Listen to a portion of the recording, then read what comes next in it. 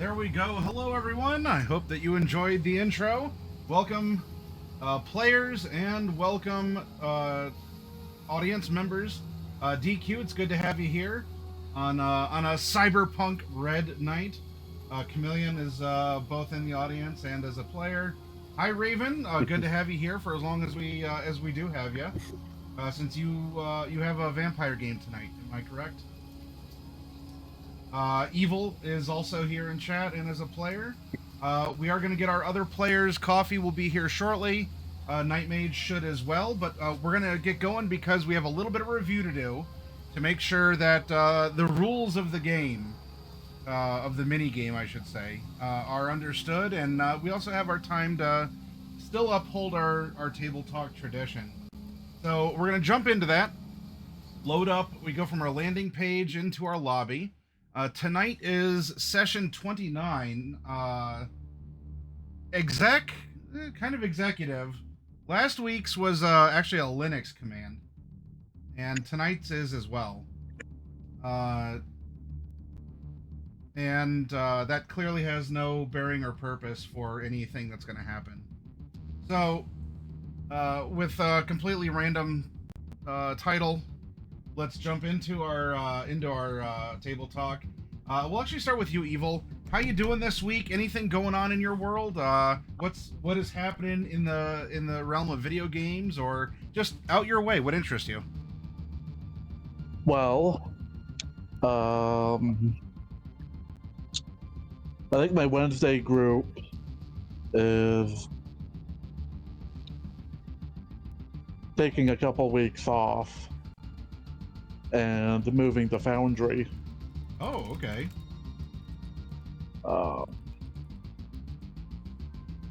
think we're taking next week off so that our game master can learn Foundry and port everything over. The week after that, he's unavailable, so 2 weeks off there. What are you currently using? Roll20. Ah, yes. Many such cases. But of course, his subscription ran out, and it's like, well, could pitch in, $8-10 for another year, or just move to Foundry and have all of that for free. Aha, gotcha. And so at least at the freebie tier, there's a lot of tools. Like, does it offer dynamic lighting and stuff that's behind a paywall on Roll20 here? Pretty much, I think anything you can do on Roll20, you can do on Foundry. Okay. And anything that you can't, there's probably other extensions and stuff you can do, because it's all, I think a large portion of it is like open source or something. Oh, interesting. So, but Foundry's big thing is that it's $50 up front, and then that's it.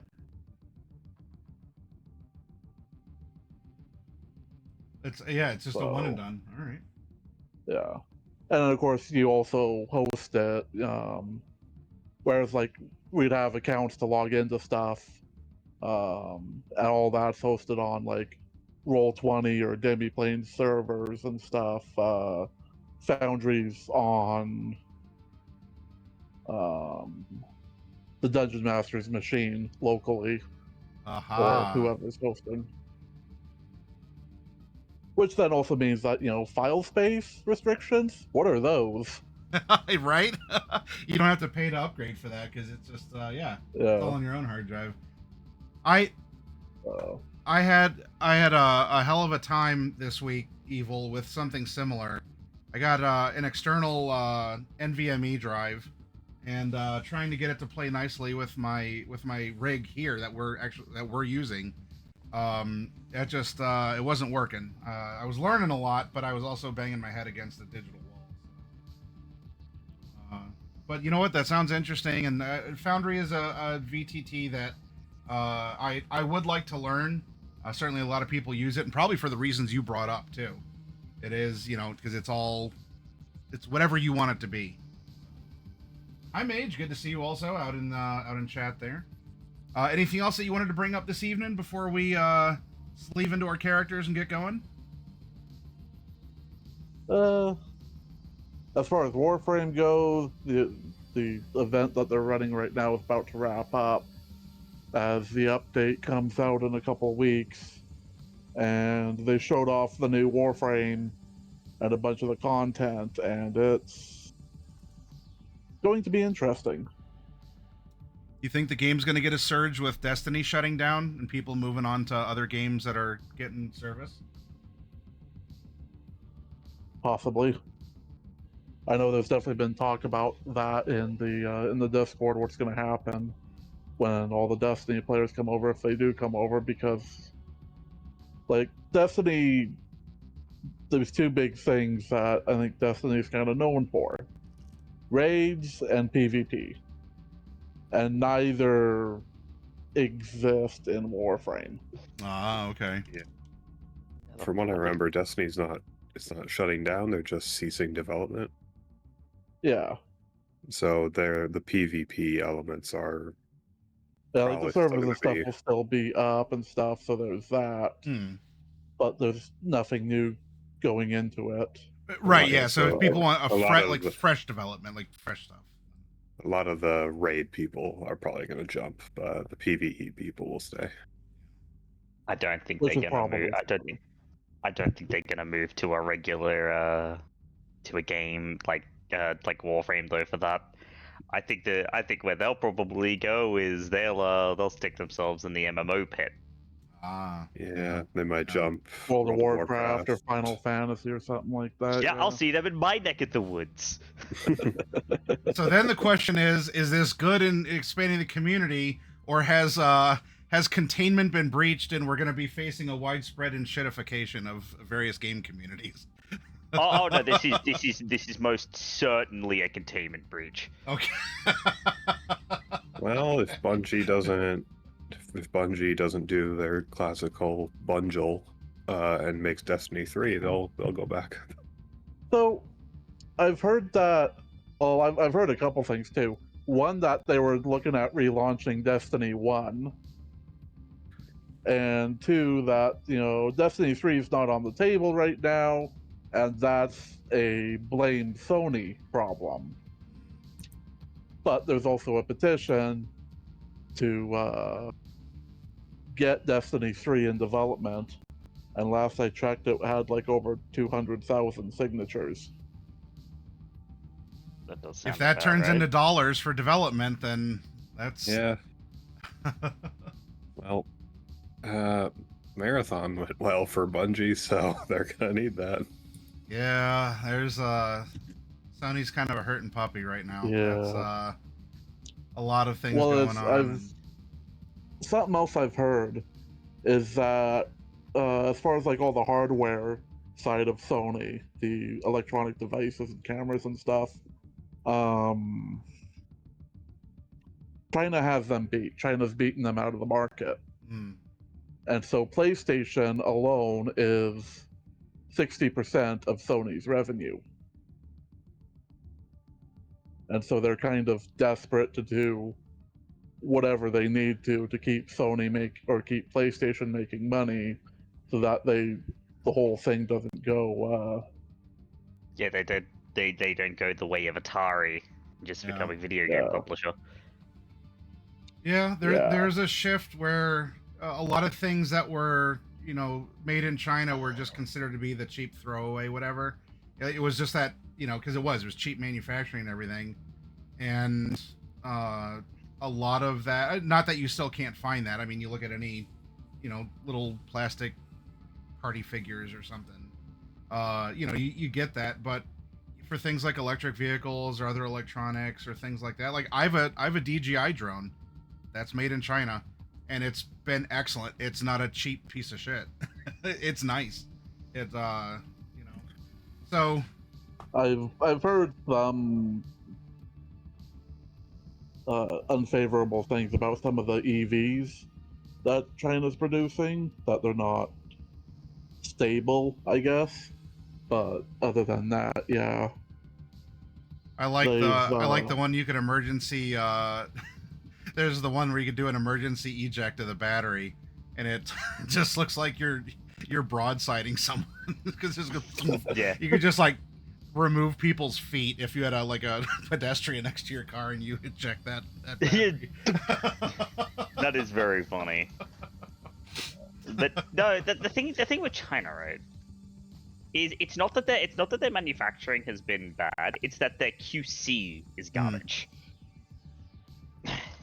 It's just they've gotten kind of better on that front now.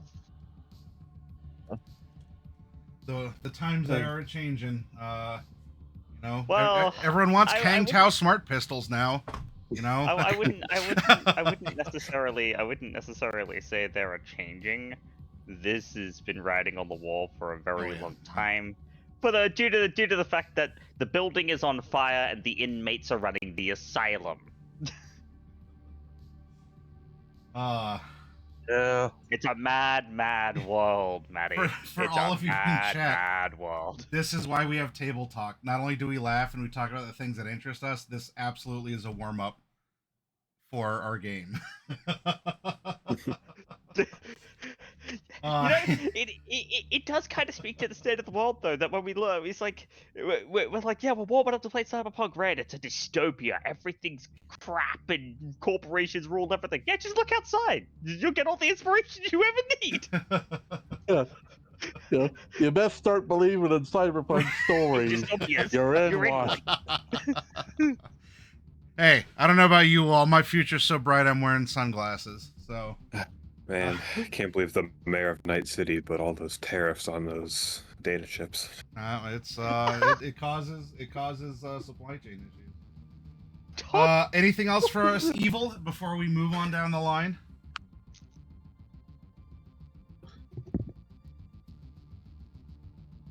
I think if I had anything else, I've forgotten it.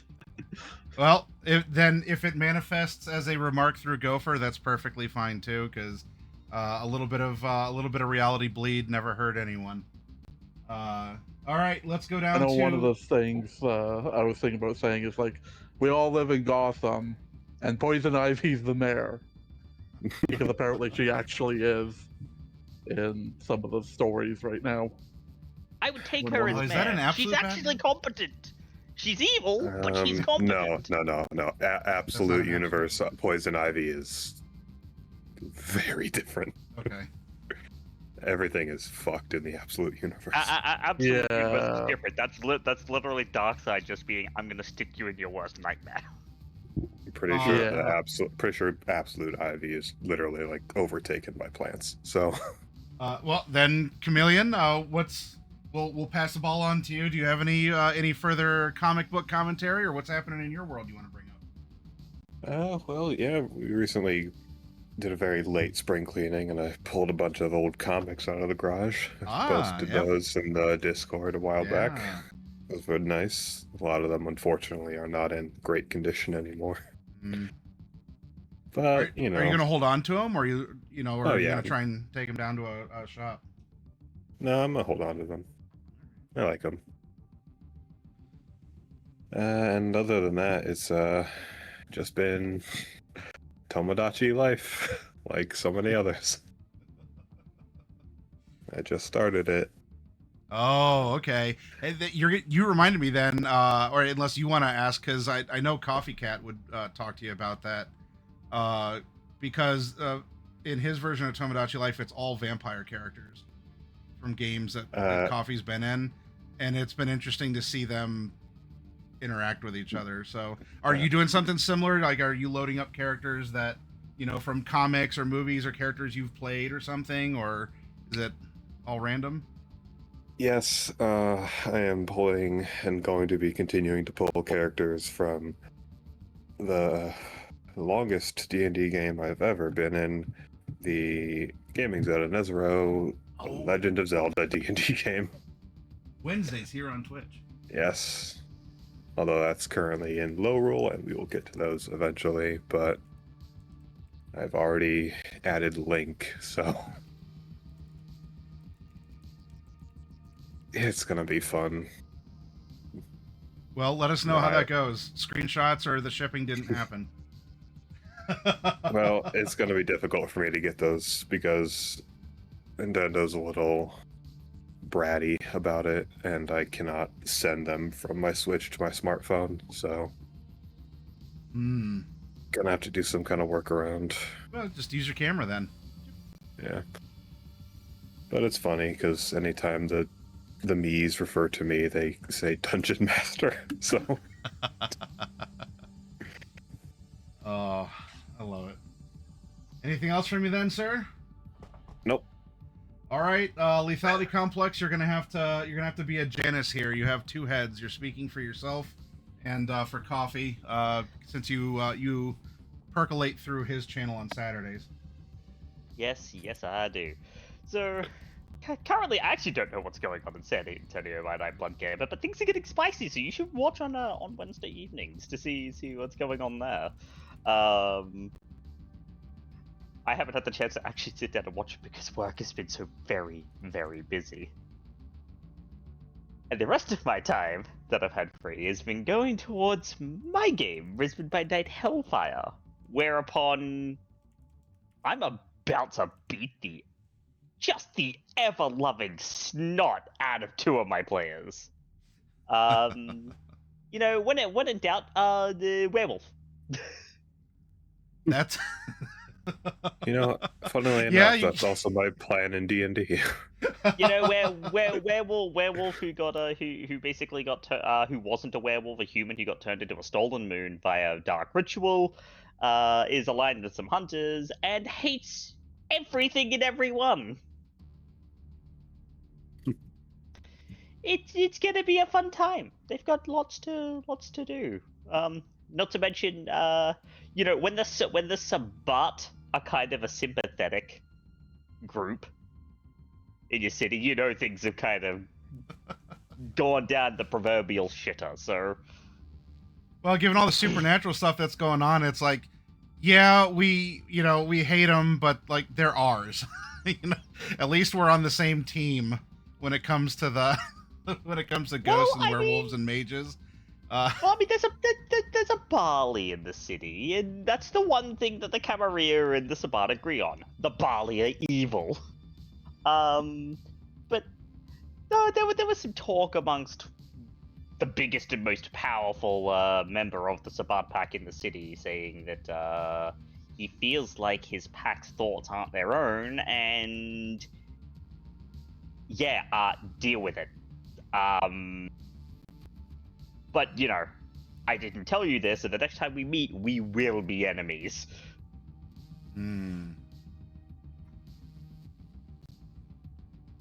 Well then, all of you out there, if you like stories, and why are you here if you don't?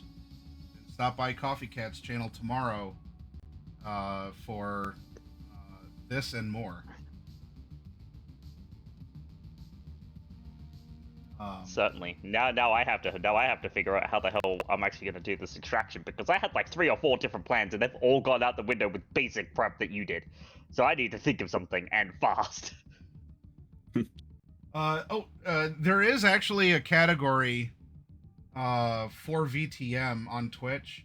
The thing I was griping about earlier with DQ is there's an overarching one. And then there's a couple that have their own, with D&D being the biggest. I really think it should just be put all tabletop stuff into one category. Why split it out? They split out the biggest ones based on what's on IGDB. Yeah. But the issue with it is the fact that, like, if you do split it out, it's basically putting a niche within a niche. Like, tabletop RPGs are like, they're more popular than they've ever been, but it is still quite a niche hobby. And I mean, what Hasbro attempting to do with Dungeons and Dragons, that hobby's probably going to get even more niche. It's just for purposes of getting eyeballs on games. I think it would be better. For the similar reason, if you're not in the top 3 ranking of SEO on Google searches, if you're on you could be the first rank on page 2. Who clicks onto page 2? And maybe some of you out there do because you're freaks, but we're also talking normies and not the lovable geeks, freaks, nerds, and everything that we are. And so for the sake of, well, most people just watch D&D. They'll only ever go to D&D. And so, I don't know. That's a gripe for another time. Right now, I got to try and stab you all in the back or poison you or some shit like that. We'll have if Coffee Cat shows up and Night Mage, of course, they will chime in. I am going to buy them just a little bit more time as I go through the events thus far to make sure that we're all on the same page. And I will also do that by dragging you to the page that we arrived at the Glasshouse Atrium. You had rented a limo with a human driver, and were dropped off. You went through the scanners. You kept some stuff in the limo. You coat checked some other items. None of you tried to sneak in illicit things to the Glasshouse Atrium. And after passing security, we let the games begin here, and we'll bring up Drake. Drake made an approximate blueprint here of the Glasshouse Atrium for you all. Of course, there were some Zarafas. There were 4 of them parked outside at the beginning of the night. When you all arrived, 3 of them were occupied, and inside you started socializing. And a half-hour chunk at a time, you're starting to get a rhythm for what happens. Because that is what we're playing in until we need to go to rounds. If we ever need to go to rounds. I'm not saying we even have to. But right now, the game is 1 half hour. You go to an area, and you do something. You can just put the vibe out. You can listen in, maybe stuff happens around you. Gopher got a really cool and large lighter out of it. That actually belongs to Iron Oleg Vankov. You might overhear people saying something, or also in the case, sort of a new rule to the game. One of those rules being that PT here, Primetime from N54 News, and her cameraman, she instructed him never catch Thames Vond on camera because the lighting here makes him look like a corpse.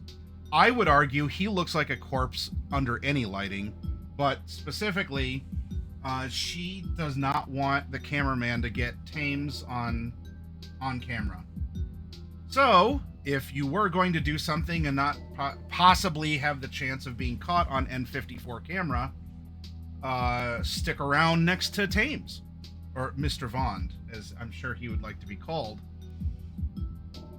You met other execs from other corporations. You also met some NPCs that you knew of before, such as the mom vlog selling crystals on Facebook, and sort of made her lucky break with Hard on Tech News. We have Jen Rader, who is either she works here herself or is trying to get some undercover scoop by being an employee at this function. As she went to the electronic fair as a media, but that didn't turn out as well for her. There's also Wendy here, who is a contact through JP that JP and Drez had worked with before. She is not the mom blog crystal seller on Facebook. She is currently speaking to some people from Dynalar because there was an issue. If you all remember, a small little thing came up with Dynalar, and it seems like they want to talk to her about that issue. Currently, as we can see, they're in the mezzanine together. Oh my. While you've never met her before, and in tonight's soiree, Outback attempted to break the ice, but unfortunately, Jessa she's a cold bee, man. She was hawkishly just looking down over the mezzanine railing at everyone. But you got to interact with her and maybe learn a little bit more. She is currently indisposed as someone poisoned the water hole. And by that, someone might have OD'd or something, started frothing at the mouth at the bar. She swooped down, I guess you could say like a vulture, grabbed him up and drug him to the mezzanine, sort of like little rental box that she turned into the clinic for the night. And so right now, that clinic and Jess's services are off limits. Also, at 7 and 8, 2 more of the Zarafa operators had exited their mini cranes. But we have a whole rogues gallery. We'll go over them. Where we're picking up is at the 8:30 hour. Or no, wait, it's 8 o'clock. No, you actually did your 8 o'clock. We're at the 8:30 because the ballroom just opened and dinner's getting ready to be served. I'll mention a couple things about the NPCs, and this also was gone over. This was also gone over in the Discord, so you can review those notes. I'll zoom in, and especially for anyone watching at home, we have the close-ups of Jen and Jessa. So this is the undercover media who is currently working the bar and serving hors d'oeuvres. Jessa here is a very interesting med tech. You don't see her face, at least not her real face. She has an AR display on a face shield that goes all the way around her kind of wetsuit looking uniform. Then we have Wendy, dressed to impress. She is in an EBM power suit here. So what that means is that for certain skills, she's going to be more skillful because she is presenting power. She is presenting authority, dominance, that kind of a thing through the EBM power suit. Next up, we have Primetime and her cameraman here. She is wearing a Jinguji custom, which very asymmetrical here. If you all didn't see it, she has some silver on her one leg that says "eyes up here" with an arrow pointing up. So I was just reading. And she is here for, I don't know, get a scoop, catch someone on camera, do something, but she is with the big news network, N54. Now we come over to Iron Oleg Vankov. He is here on behalf of Zarafa, and he needs his own suit. This is custom tailored because Oleg is wide. He does not have Dynalar. He laughed at having Dynalar arms. He, of course, has Zarafa arms. And while he does like drinking and laughing, he's not a drunkard. We'll get to that character in just a second. But he is very joyful and has a very recognizable laugh. And, of course, he led a parade of those mini Zarafa cranes from the armored AV that the crew, the Lost and Found crew, actually got the sort of the pre-record for arriving. And throughout the night, you learned that the mini Zarafas can attach to the custom AV and turn it into like a heavy hauler, and that there is some sort of competition, perhaps with Kangtao or others on heavy-duty drone deliveries. Then we also go to someone else who was an early arriver. This person was here even before you had arrived at 6:30, being slightly fashionably late. This is Tames Vond, and he has 2 security, like EBM security, with him at all times. You can perhaps see why Primetime would not like him on camera. He does look rather corpse-like, and he has an attitude to match. These, especially Oleg, he was really interested in the auction items, and if only politely, Mr. Bond was looking them over as well. Next up, we have some corporate representation from Biotechnica. This is Dr. Alara Vance. She has some bioluminescence on her arms, and her eyes are naturally, unnaturally purple. And it was Kiri, by lingering close to Dr. Vance, that found out that any who do may be subject to a particular parfum, an eau de toilette that she has on her. Then we come over to the corporate representation from Petrochem. This is Raul Hernandez, who, oh, and by the way, she is dressed also in an EBM power gown. Very strong shoulders, very authoritative.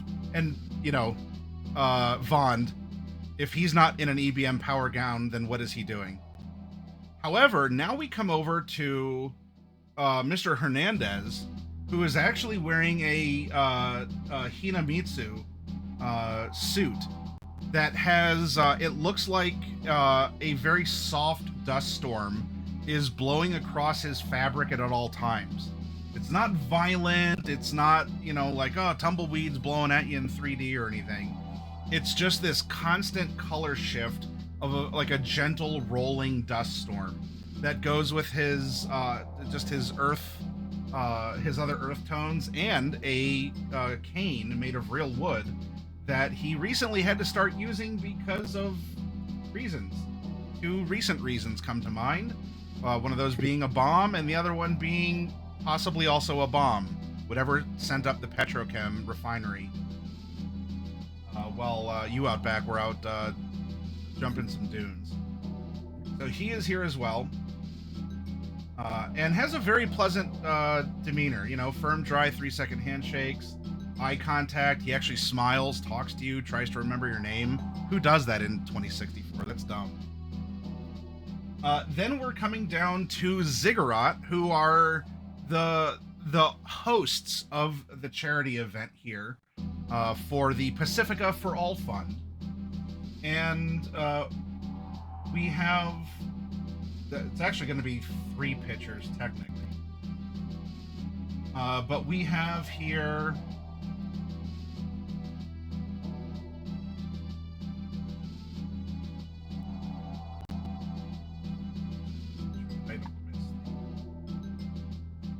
All right. Veronica Sterling, who is wearing a Hinomitsu, not Hina, it's Hinomitsu as well. It's like little blue pieces of data just scintillating like rhinestones over a white suit. She is herself rather albino, and her eyes are almost constantly blue, with the flicker of processing, you know, data, communication, and such. Not all the time, but she has a lot going on. I believe I likened it last week to looking at some old, like, Hewlett-Packard desktop that anytime the hard drive was making the crunchy noises, that little green LED would be, like, flashing. That's her eyes. Her hard disk is spinning a lot. And maybe for a reason, she introduces herself as Ziggurat Crisis Management. But she does carry herself with a formally polite countenance. Then we have the star of the show, at least for you all as Lost and Found, because he is the subject of your extraction job. This is Elias Thorne, a data manager at Ziggurat by Netwatch. He is dressed in a Militech executive shield suit. Though from the way he's wearing it, it's probably for not for projecting any sort of authority. It's probably because it makes him a little bit more bulletproof in case something were to happen. He does appear to be very nervous and also very tired. Then we come over to 2 gentlemen, one of whom you knew from a prior job. The larger man, who is also is rather turtleish in a Militech executive shield suit, is Linus Patch O'Malley, who has his signature sweating all the time, and he's not even eating carbonated spicy noodles. And apparently, because Linus is just a middle manager, you might be meeting his boss. And his boss is every bit the slick, like, corporate shark that he appears. This is Julian Mercer. He is wearing an EBM power suit, and down the midnight blue suit are along the gold pinstripes. It actually looks like little golden falling stars are going down his power suit. He has tight black leather gloves. He has a black cane with a silver tip that I believe Gopher. I think that you looked at that and you're like, yeah, that ain't kosher. However, he got that through security. There, you're gonna bet $1 to a donut that there's a surprise in there waiting for someone. Maybe you saw the hint of like some scuffing where things screwed in or whatever. But Julian and Patch here are both currently talking to Wendy upstairs in the mezzanine, and they are from Dynalar. Then we come over to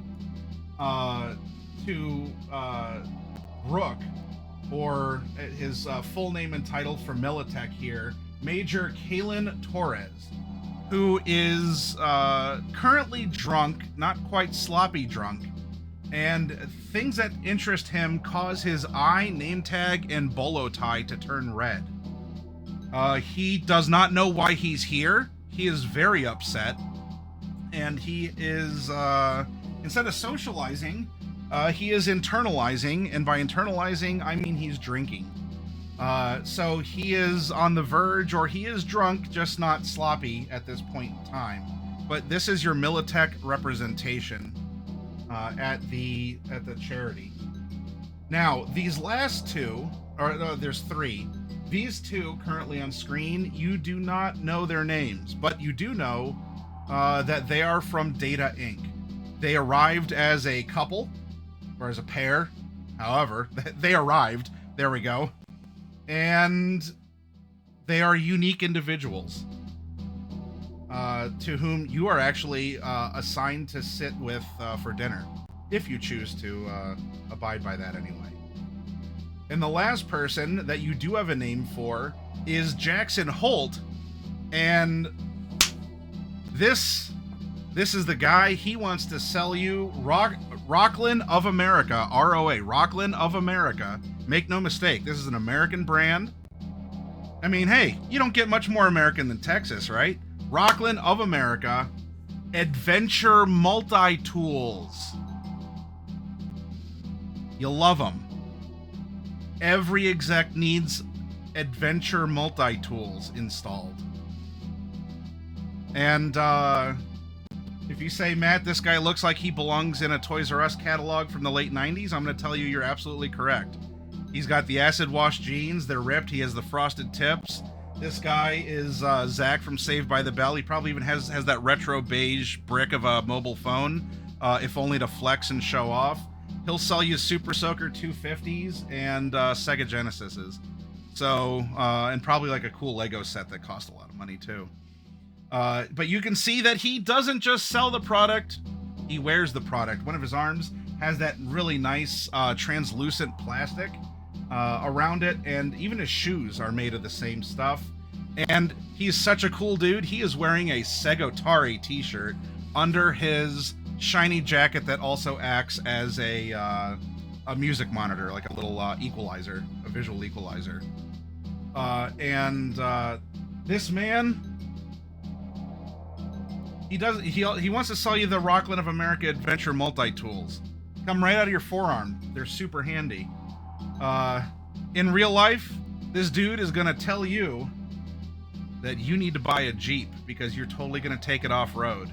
And you believe that, being a suburban mom with a kid who plays soccer and has never been off of smooth pavement in your entire life.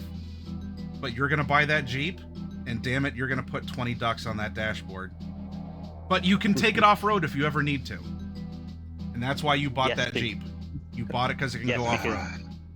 Because those totally Pavement. don't look like military-grade cyberware slapped in a 1990s aesthetic. You know, because most people don't have eyes. Pavement princesses. Or if they do go off road, it's at the soccer field when the parking lot is full, so you got to park in the grass, and then you're like, I knew I bought a Jeep for a reason, as you're driving over like the smooth grass at the park to go. I don't even know why. Ah, yes. I don't even really know why Jeeps get this reputation when the thing that's never been used as intended is Hummers. Hummers, Range Rovers, Land Rovers. The Hummer was the off-road military vehicle. And I guess the last but definitely not least, mixed into the crowd are 6 Ziggurat security. They all have these interesting collars that plug into their Nero ports. Each of them have a Kang Tao smart pistol, because if something were to happen, they do want to try and minimize risk for collateral damage. And each of them, I mean, they have different overt cyberware, especially the one lady who has the antennae. But you're welcome to guess if they have their own little, tricks or unique specialties due to just things that you might see about them. So this is our rogues gallery, and where we are picking up is that it is 8:30. We're in the 8:30 to 9 o'clock block. We have our cafeteria set up, and the dinner will be served shortly. Because by now the ballroom has been open for a half hour. Some of you, I know that JP tried to get it in the kitchen. That didn't work, at least not on the first try, but hey, you might be able to try again. The security guard stationed outside, is there. It is a staff only, isn't watching, isn't scanning the ID badges of the kitchen staff that are going in and out. So he's not there to guard the kitchen, but he is there to be observant, because he and the other, and really right at this point, there's 4 Ziggurat security in the ballroom. They are here most likely because of your target and what is going to be happening. So they're there more to watch out for that than to guard a kitchen. JP was not penalized for not making it into the kitchen. It's just that in that half-hour segment, nothing really came of it. So remember, you all are at the real table 12, not the false 12, because Mr. Vond here reserved 2 tables, one of which just has him and his 2 guards. No one is sitting at 6. At the other spaces, at the tables, we can use our imaginations, because it is a social mixer as well, that functionaries from other companies or people who are not quite as obviously the additions, like Mr. Vaughn's security, are there as well. At any point in time, now everyone's pretty much concentrated in the ballroom, but there are a lot of other people that are milling about and such at any location.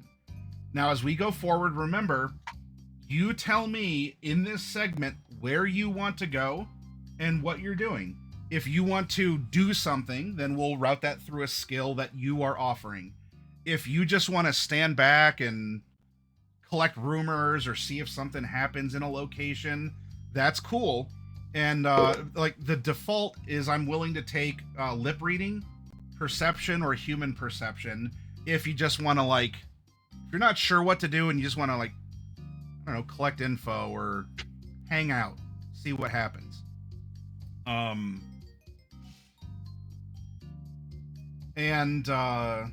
So you can do something or you can just let things happen around you. But the night will continue on. With that, what would you all like to do for your 8:30? Now, dinner is starting to be served. You can try negotiating swapping with other people at other tables. The tables are otherwise full, but you all have a seat at 12 with the 2 reps from Data Inc. What do? Okay, so It's a little bit of out of character collusion. I have an idea. It's a bad idea and potentially a very destructive idea, but I have an idea. well, We like those? Well, I've been keeping. Given that Kiria's been keeping an eye on D, she would have flicked over towards Torres, and she's probably had the realization that he's probably not too far from going completely around the bend. Wink, wink. And that maybe it might be an idea to just kind of push him over the edge to cause a distraction. Which would be awful because you'd be inducing cyber psychosis, which is kind of nasty, Yeah. right? That isn't lost. The other idea that I have is well, Akira, quote unquote, going over and talking to the reps from Data Inc. Because there is this kind of unspoken rule that Data Inc. doesn't really like Netwatch and Ziggurat that much. Netwatch are a thorn in their side. So perhaps I might be able to maybe cajole a little bit of assistance out of that shadow in the warp, Tyrannid, Netrunner looking motherfucker in the black cloak. maybe, but that really depends If we can on drive what you're gonna.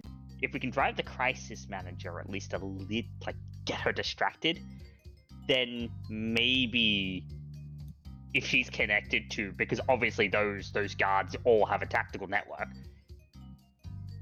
Yeah, the issue. Maybe we is- can cause enough chaos there for them to be distracted, then we can then get this guy out. Because trust me when I told you, I wanted to just do the bathroom extraction, but we can't because there's always going to be a guard that goes in with it because there's one of each gender. I'm sure that Manny did that specifically to stop that from being a thing.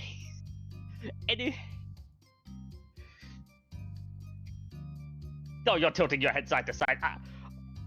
Well, I'm jamming to the music. I GM games in the Cyberpunk genre as well. That's exactly what I would do. So I know exactly why you did it. I mean, There this is is. no getting it past me. Well, you see, the thing is, it doesn't really matter. They could have both been guys. They could have both been girls. They're event security. They can go in whatever room they want to. Yeah, but at the very least, we could hide him. Well, Right, if you're gonna because talk to the really- Shadow Man, beware what he's going to ask in exchange. He, she, it, they. I don't know. The other thing is, I have Oleg later. So what I was thinking Yeah. about doing is trying to go, Oh, what I think that guy over there seems like,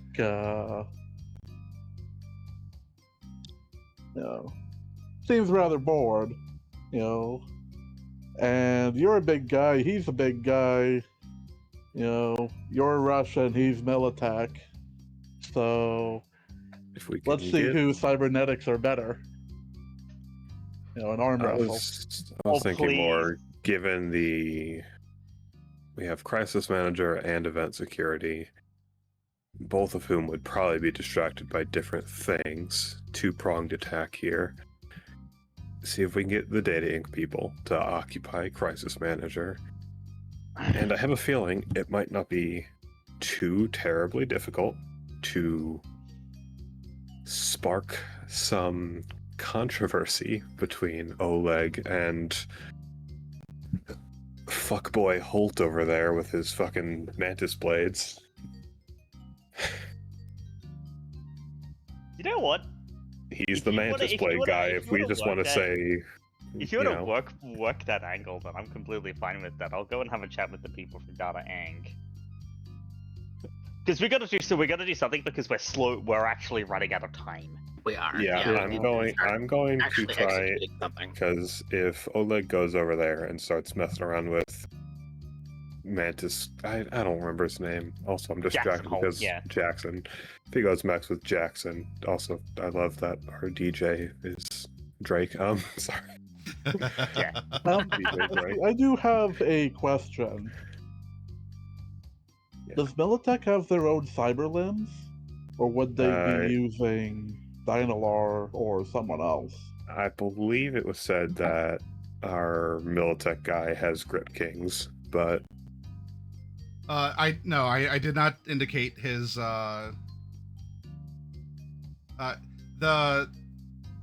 the Oleg from Zarafa does not have Grip Kings, but Specifically, yeah, he has the Zarafans. Rafa arms. but I did not indicate what Torres has as far as any sort of cyberware. I don't think He has an Militech eye for sure. even- Yeah, Some of his knuckles look really, really shiny. I think given the seating arrangement, it's possibly a little bit better. Because if they're just doing an arm wrestle over here, security might not stop that. But if Oleg's actively trying to fight Jackson over at table 1 where there's 3 different security people, They might dive him, especially given how big Bunko Yeah. is. that would pull Like, you're gonna literally- need multiple that would, people to put Bunko down. yeah, because that would pull 3 different security people away from their post directly there, and probably even draw Rotunda door guys' attention. Also, Torres might get in on the fight too, because he's gonna see a battle going on and be like, "Fucking finally, some entertainment! Ooh, fucking raw!" Well, if you And- want the lighter, I can give it to you. Yeah. Well, if you want to try to do that, that's just what Outback would Actually, recommend to go you. for it. I think you might be the best to do that because of the fact that you're not necessarily the person who's good at like persuasion and stuff, but you have an eye for cybernetics, Yeah. right? And the fact that you're going to Yeah. be pitting these two against it, like the spindly little this is clearly a coat of paint, hoogity boogity marketing bullshit. Like, you have the technical eye to see through that and be like, nah, I know the real lowdown here. So you're actually in a very unique position to get Bunko on your side. Statistically, you're also going to crit that too. So Yeah. Yeah, Yes. And yeah, also, statistically, you're gonna go for that. also, secondary benefit afterwards, if you start pulling our target away from that, even if Primetime wants to follow you with the camera, if you take a path over this way, that camera is going to stop following you. Yeah. And then you can maybe dip backstage. There's a stage. Is there There's a gotta be backstage? there's a stage. There might be a backstage if they actually have like lights. yeah, we can consider, like, it's not its own zone, but just like with the kitchen, if any of you do get in there, there's the kitchen, and that theoretically has a freezer and a dry pantry. Louder and yeah. I'm not gonna make zones for it. It's a part of the kitchen. There's a stage. Presumably, there's also a backstage area too. And in that backstage area, if we're leading him away, Would then probably we can connect do to the loading dock. potentially. I wasn't even thinking about that. I was just thinking it's a backstage area, literally where you do costume changes. So That too. Then we It have a locks it. plan. We have a plan of attack to start causing a distraction because we're gonna need to until before they get too heavy into the announcements, because otherwise that's just not gonna work. yeah, Right. Right.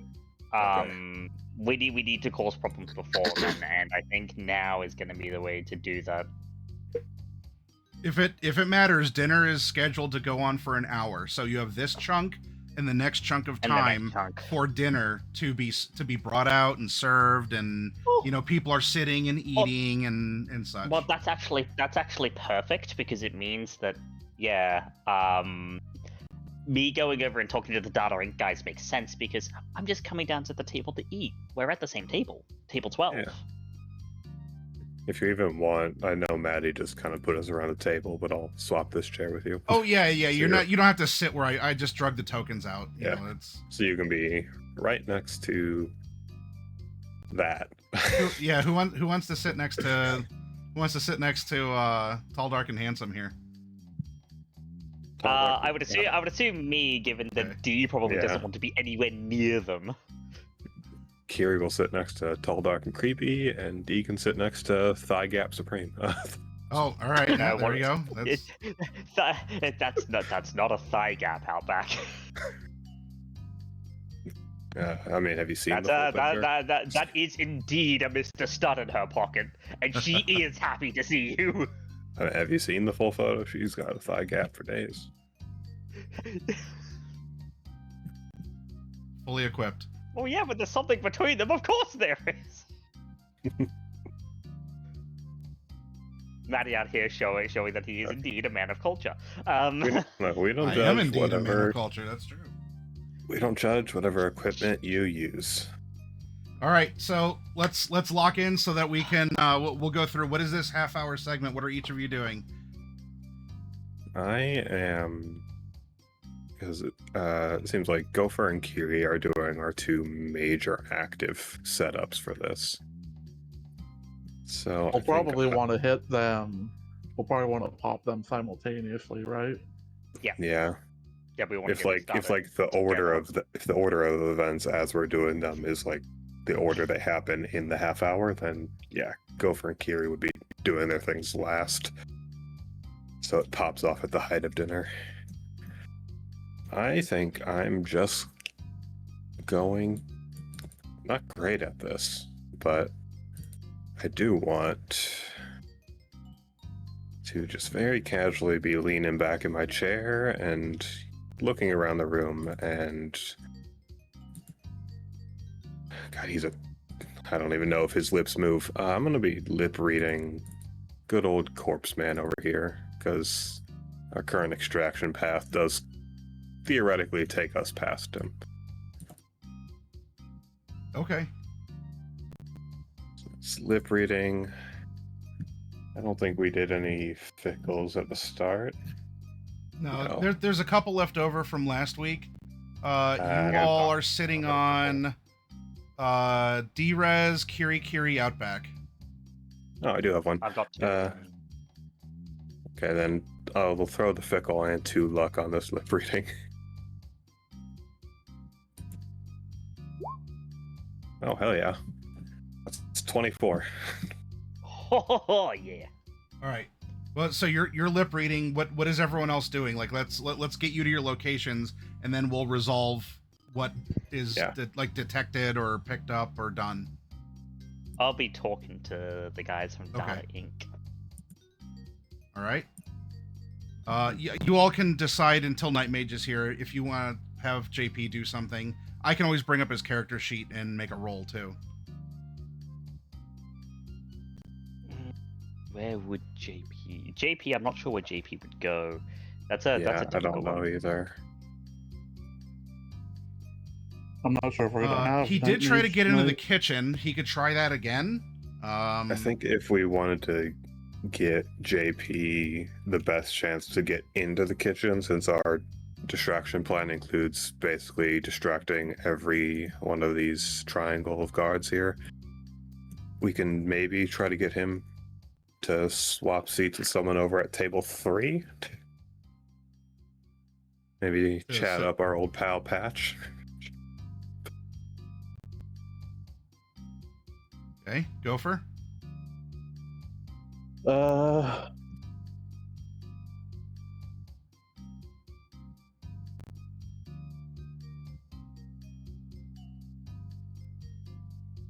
What should I even say to I think if we're basically like setting it up for this to pop off in the next half hour, you can start with just like getting really in good with him, give him his lighter back. Talk to him about his arms, like Yeah, you know, grease him up a bit. And it's because he's pretty heavily focused on the cybernetics and like big, strong, and yada yada. You could probably play that off without, whilst kind of sliding into technicals, like, hey, you know what? I saw your arms and they're great, and, Well, the you other know, thing too, like sort of to break the ice, it's like, oh, hey, you dropped this earlier at the bar, yeah, exactly. Okay. Yeah. and then All go right. from there into talking about the cybernetics. And Yeah, All right, and then so- get him on the rock side of America and be like, well, they're selling these noodleons, but I hear they're just selling Arasaka tech with a paint job. But your plan is to talk to Vankov, yeah, Yes. right? Okay. And then Drez? if my sheet we would open. we lost Drez again. Oh, okay. They are restarting the PC, Aha. so I Okay. assume we will have Drez back in a Okay. minute or so. Then while coffee is restarting, we'll start executing on this. So since you had already rolled, you have the lip reading here. Yes. Actually, we can go from that now to a little bit better picture of the ballroom and what is happening here. Oh wow, Drake's human body. Yeah, don't tell anyone. I'm sure I could sneak his token onto the over here. Onto the turntable.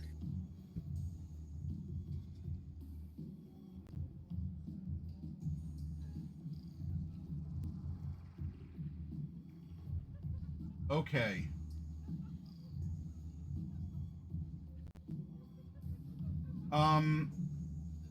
I am going to give you a choice, Outback. You are in the right place at the right time. And so I can give you a timed piece of something, or you far and away surpassed the hardest bit of info you could pick up at this point. During this time, which would you like? Would you like the special timing piece of info, or would you like the highest piece of info you could get in this zone? An extraction like this is all about timing, so let's go with the timing. All right. You are going to have a timed bonus for noticing things in this place during this chunk of time. And we will play this into the other things that are happening then, while you're trying to pick up some info. Because well, you know what? We're in the ballroom. This is a little bit of a dance. So right now, no one is interacting. Although, I mean, maybe.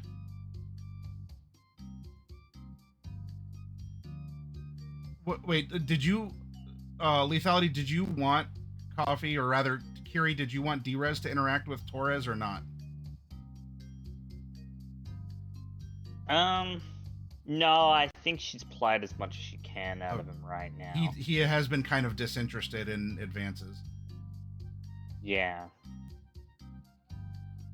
Okay. Well then, if that is off the table, during this time, while dinner is being served, Rook here grabs one of the servers and very loudly asks for something to drink. That's not water. The server nervously declines because of his apparent state. And while this doesn't cause the major to do anything that is violent towards the server, he does let him go. And by the way, his eye, bolo, and name tag do flare red during that grab.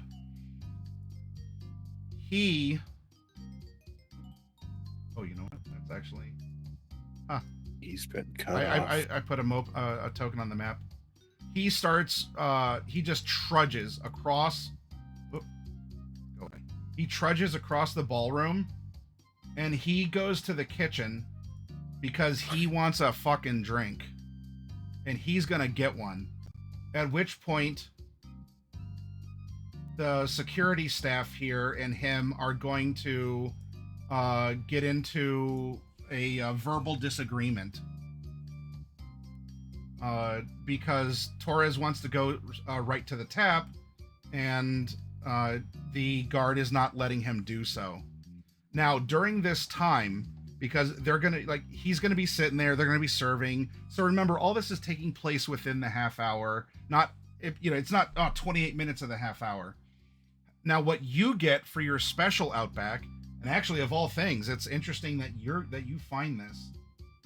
When Rook abandons his table to get a drink, he drops a battered metal flask right here. Which, I mean, he's arguing, so you're welcome to go and snag if you want. I presume you'd like to? I presume I will. All right. I'm just sitting here thinking, and I can't help but feel like with Torres arguing with the guard, that JP would go up, interrupt, and be like, hey, why don't, get this man a drink or something, try and persuade the... Did we regain coffee or did we gain lethality? We Me? regained I've coffee. been here, Lovely. I've been here the whole time. Hi. Night Mage, sorry. As you I'm pick overheating. up the flask, you don't even need to roll anything, Outback. You're a nomad. This,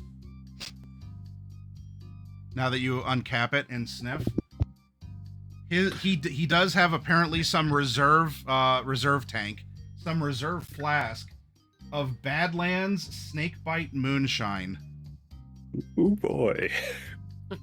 This is like nomad only stuff.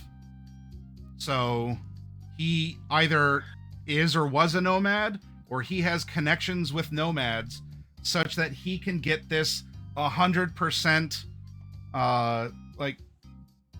this is the good stuff from the good people reserve flask. Okay. So unfortunately, We can- there wasn't anything through lip reading or something you observed there, but you have the flask itself is not valuable, unlike the oversized lighter that Gopher has on some secondary market, but the contents of it are valuable, both monetarily and perhaps with information about Torres. Right. Okay. We can make use of that. By the end of the half hour, I mean within the half hour chunk, but by the end, Torres will have returned with a champagne bottle. Has not seemingly noticed the flask is gone. So for as much as he's demanding drinks from others, he hasn't dipped into this beaten up flask. And he is pouring himself several flutes of champagne in this chunk of time.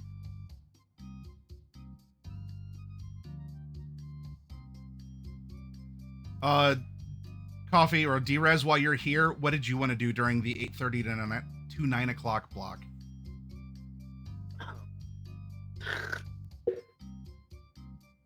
That's the big question. I have had to think you thought about these things. I'm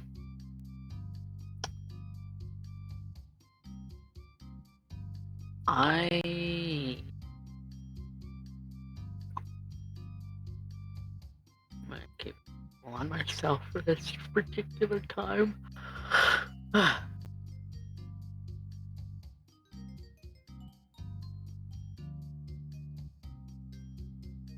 I'm just gonna do some overhearing of stuff. Yeah. I can't. I Okay. don't have the brain power to That's Think of That's things fine. right now. I need to be Roll. commanded what to do in this All right. particular role. Then I don't... command you to roll perception, human perception, or lip reading. Let it be so. Look, Drez will act upon whatever it is that people do, and go from there. She is, at least me, is not being the smart one in this particular case. She's very smart. I am not.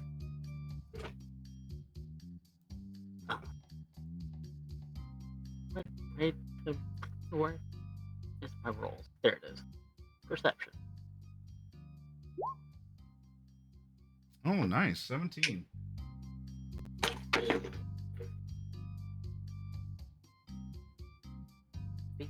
Menace. Huh? Felix is being a Oh, menace. okay. He's just all over my desk trying to eat my shit. All right. As you are in the ballroom during this dinner hour, you notice over here across the ballroom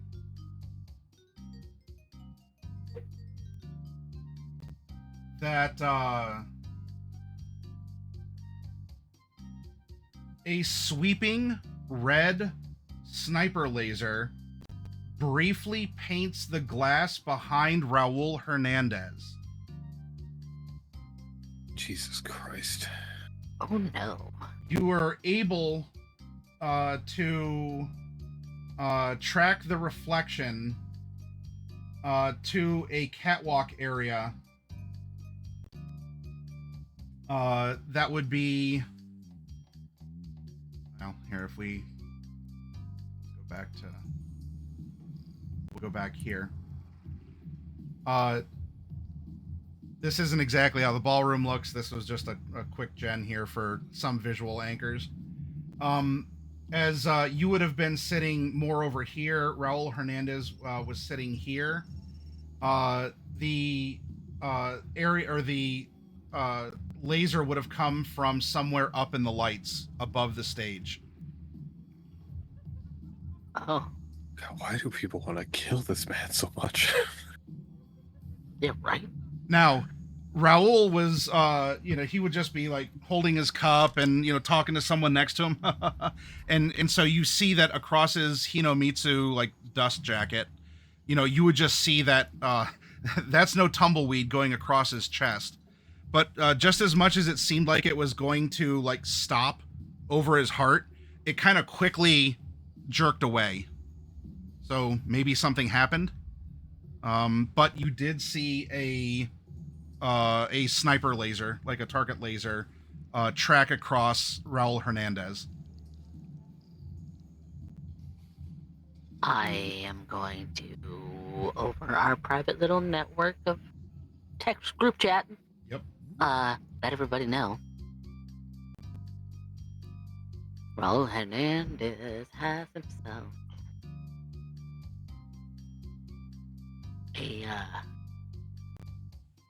bit of a stalker at this point. I imagine One with the rifle. Kiri probably is like, give me details. And she'll send the details where the laser scope came from above the lights of both the stage. Imagine Kiri's eyes tick up there. Noted. I'll investigate it after this.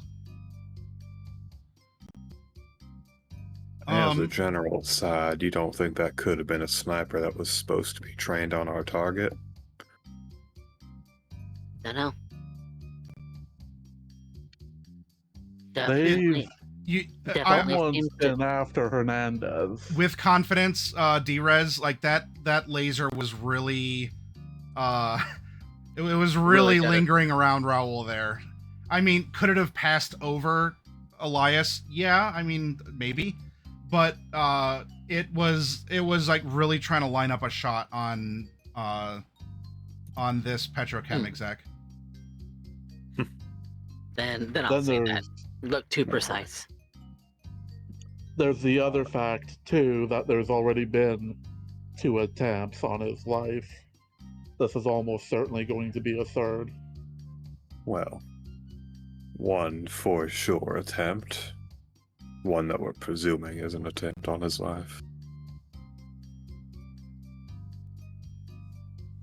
We actually don't know anything about the petrochem station explosion.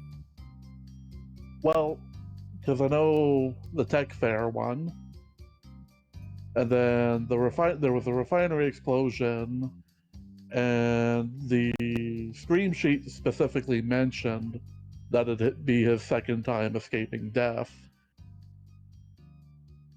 So this would be the third brush with death that he's had within the last couple months. There's a lot of important people here.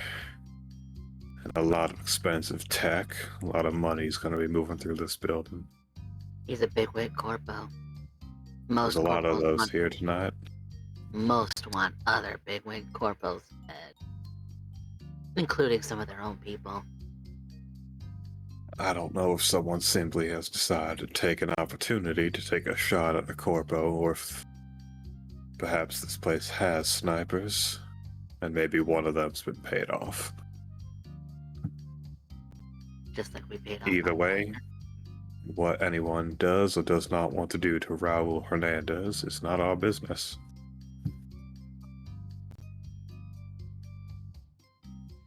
Interesting business, but not ours.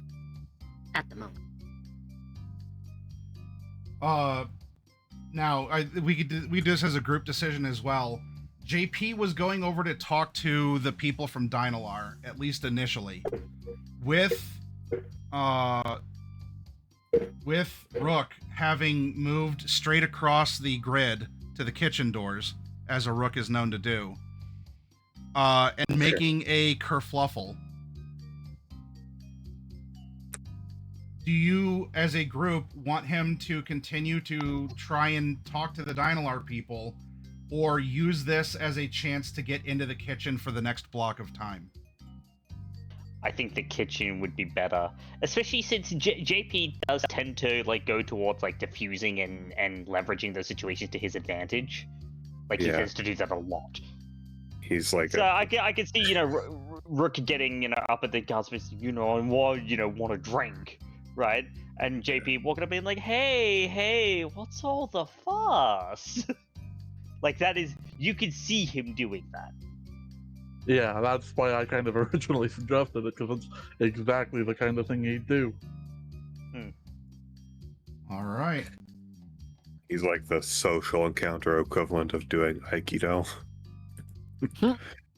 All about that redirection. Yep.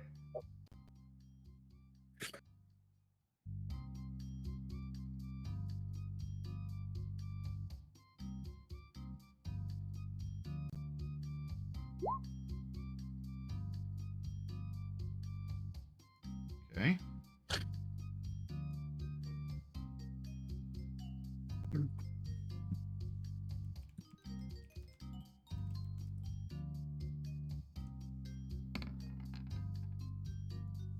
Okay.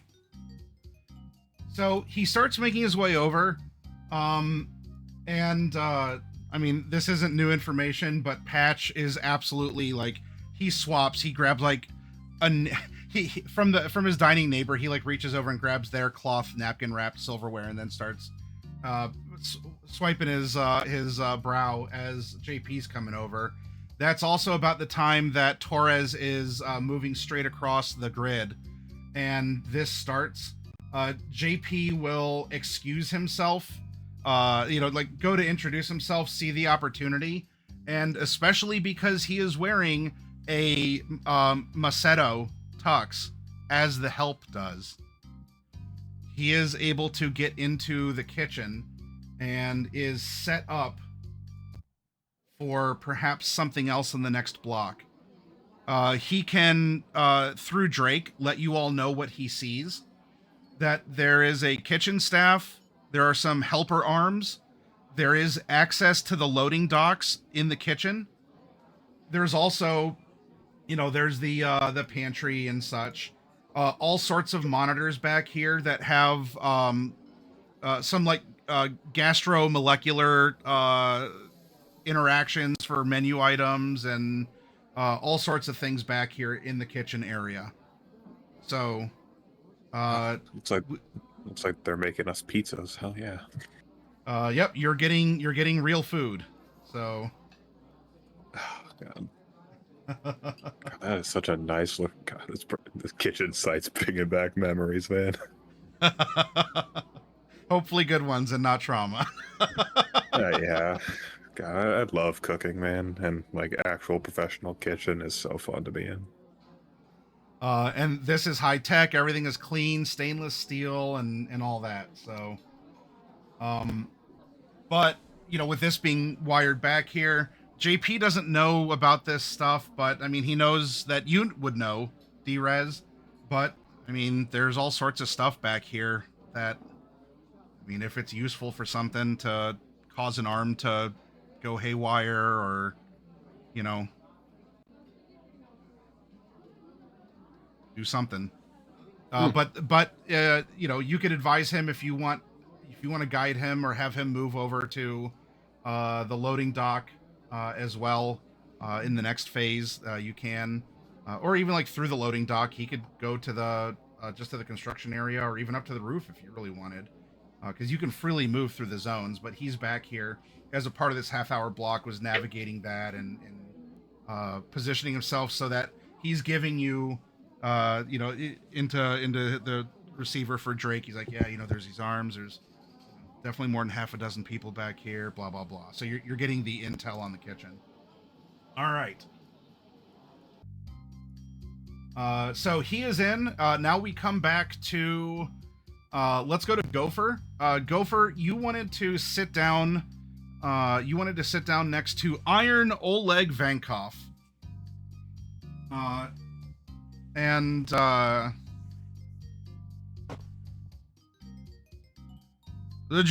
grabbed the next receipt. I need one for my butt. Did I grab yours? Do you need it? No, but I think you dropped this earlier in the night. Handing over his. And then back is later. So. He cusses in Russian. Oh, thank you. I wasn't going to say anything, but he tucks it into a inner pocket. It was embarrassing that I lost such a thing, and you found it. Thank you very much. Is it? You want payment or what? How's this doing? Yeah, just felt like the right thing to do. Like. Everyone in the ballroom knows that Iron Oleg here is laughing as he does this. It was the right thing to do. I agree. I'm even more surprised or cautious that you don't want anything in return. But you have my gratitude, even if you don't want it.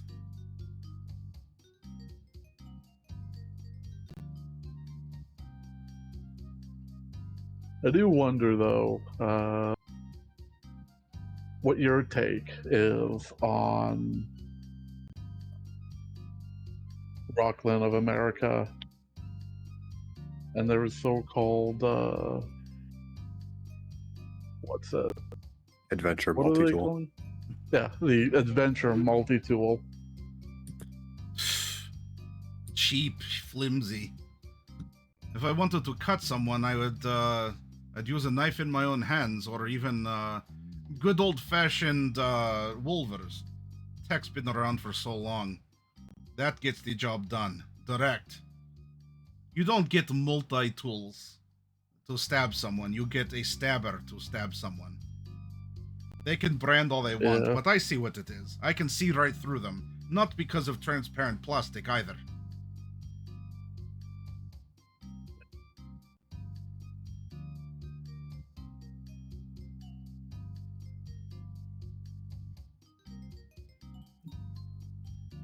You don't even need cyberware. There was one time I caught someone that shouldn't have been on construction zone. I grab a piece of rebar. I tell him to hang around a bit. drive it through his shoulder and bend it up so he can't move. That did a good job too. Didn't need to go to clinic to have it installed. Good times.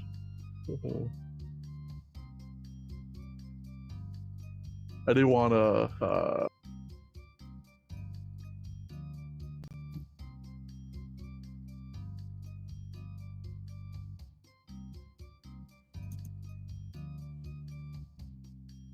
how do I go from here to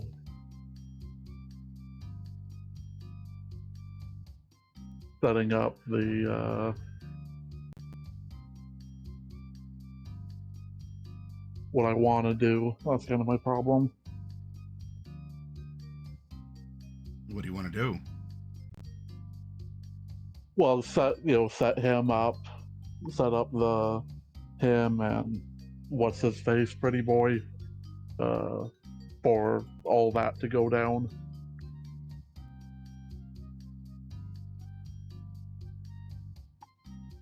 You want to instigate a fight between him and who's pretty boy? Jackson Holt. Oh, Jackson. Yeah, Jackson Holt. Holt. Okay. Yeah.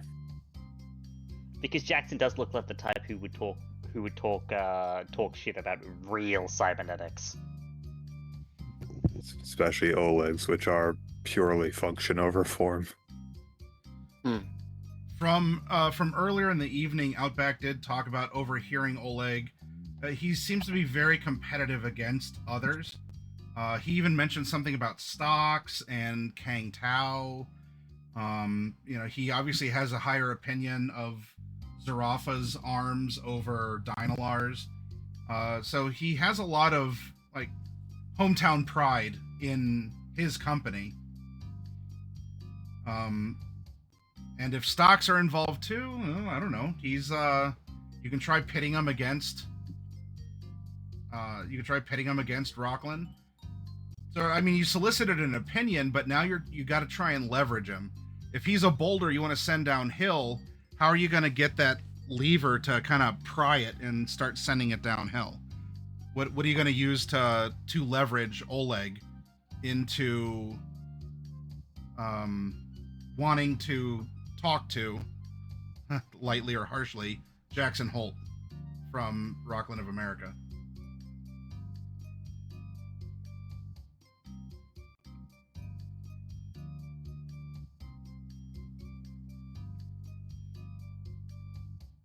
I think Mr. Holt over there, I thought I heard him trash talking Zarafa and their cybernetics, saying that Rockland is so much better in every way.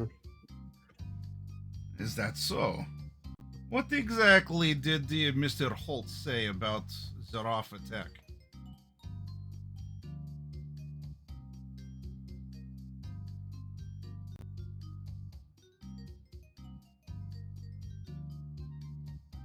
Probably something about its flashiness, or it being boring and Cheap.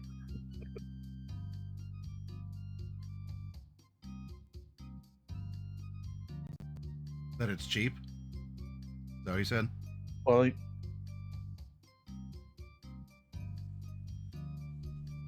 Oh, yeah, probably boring and cheap and kind of not as versatile as Rockland's. Well, if I were to put some sort of spring load in my arms, it would be a jack to lift a semi-truck. You know what? You did me favor by returning my flask, and also by letting me know about Mr. Green's attitude towards Zarafa. It appears that I have some rumor control to do.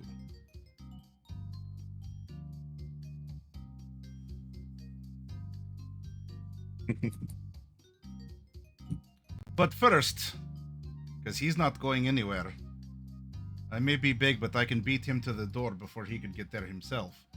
I'm going to finish my dinner. But I'm going to... He's waving like a fork with like a piece of fish on the end of it.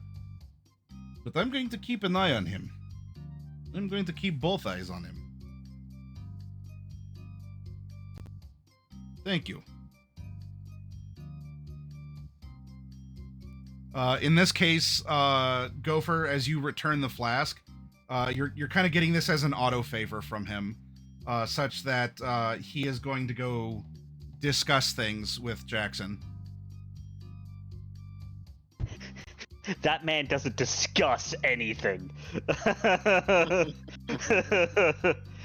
he's big in his boisterous, and he'll talk if he's got a at least a neutral thing towards you. But he's not neutral anymore. You insulted Zirafa.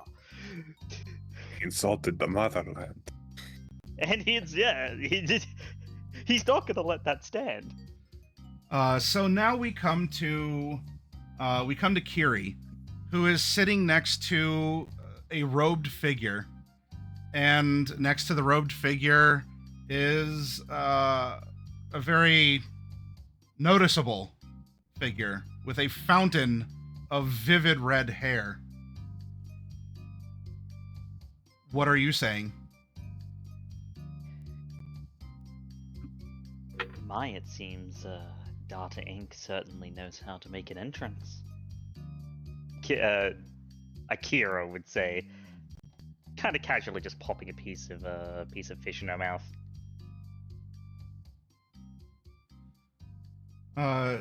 As you are then you're making small talk and eating.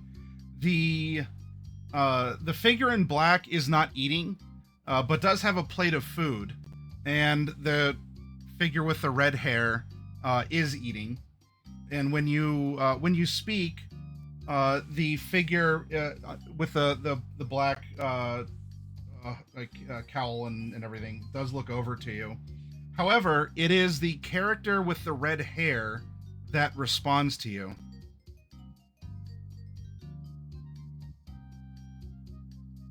Good evening to you. And to you as well. Akira Takahashi, private equity. This one is Vanta. This one is the +1.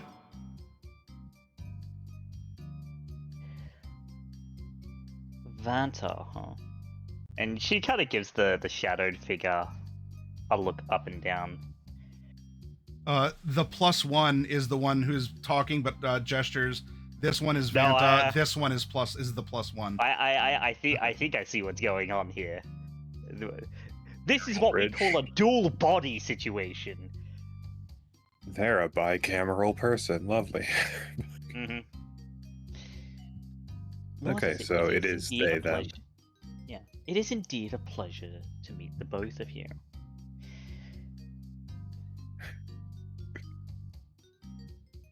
I figured that, under the circumstances of who's here tonight, that I thought I might have a little talk with the much better of the two corporations in the data space, as it were.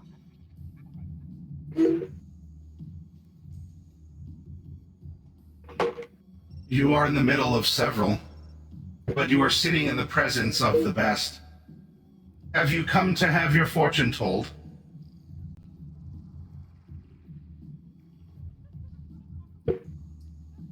I would be interested, perhaps, but I figure a little quid pro quo is in play first. If you were going to offer something to me so graciously, it's only fair that I offer something in return, no? We would be willing to accept gifts. Now, I think it's no secret that Data Inc. has no love for the more oppressive force that is Ziggurat and by extension Netwatch.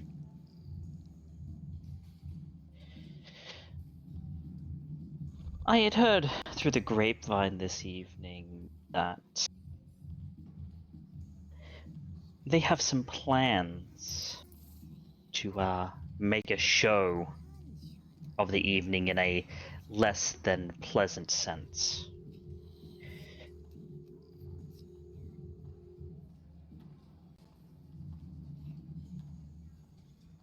The shadow that you give off, are you able to feel that presence up in the rafters and the lights?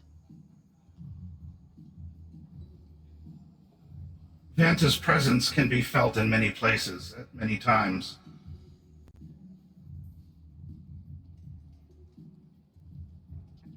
However, it is rude to exert oneself where one is not invited. I would agree. Uh, Personally, I would. But sometimes there are things that happen in this world where one is simply not given a choice but to intervene. I saw a laser sight coming from the rafters, and I believe Netwatch may be responsible. They're looking to take someone out this evening to make a show of it.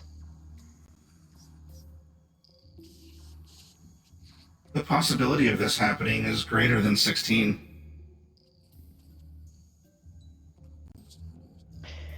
Just a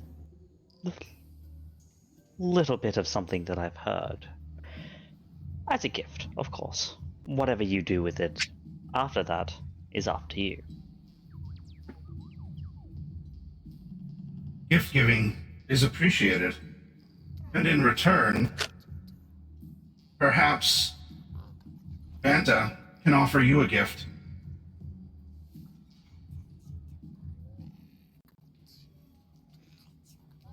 Remember, though, that data received can sometimes be a burden and not a blessing.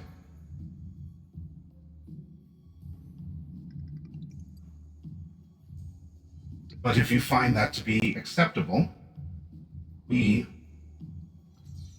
will gift you something. I find this amenable.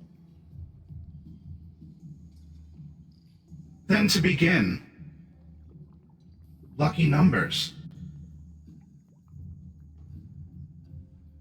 The 6 numbers that the +1 give you are the last 6 numbers of your Arasaka employee code.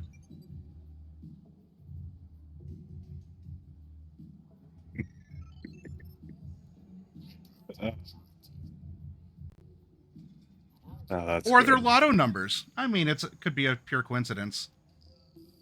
It's data rank, it's not a damn coincidence at all.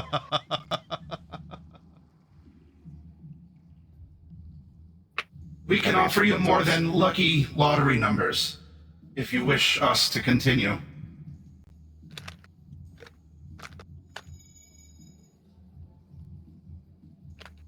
I see someone's done their research.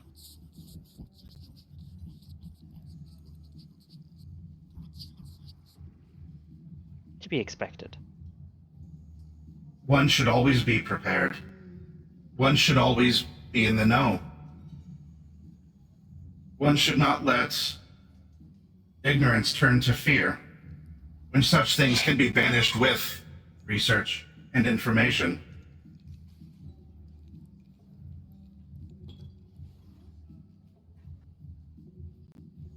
Information is a weapon greater than anything that can have a laser attached to it. Indeed. The pen has indeed always been mightier than the sword.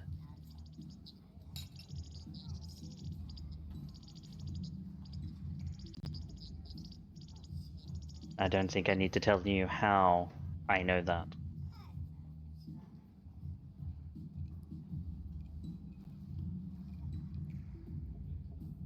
Then we shall tell you your fortune if you're prepared. Indeed I am. Chameleon, do you have your tarot deck handy? Yes, I do. Would you kindly shuffle that on camera and pull a card for me? Well, I mean, to be fair, if he didn't have his, I was gonna go get mine. Shuffling. Tell me when. Lethality, that's your call. This is your fortune. When?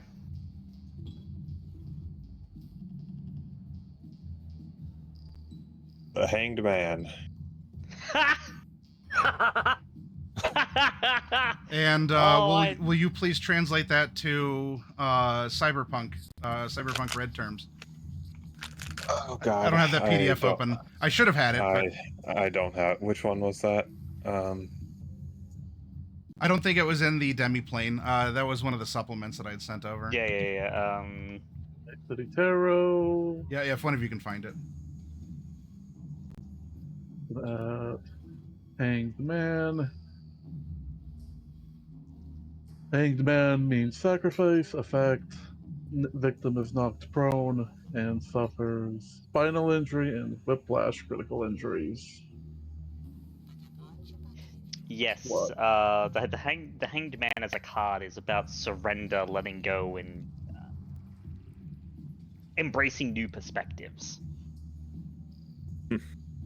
All right. Which is very funny. That's why I laughed. Kiri, you have a Hanged Man card for the night. Now I suppose that means on my next attack that'll trigger. That's up to you.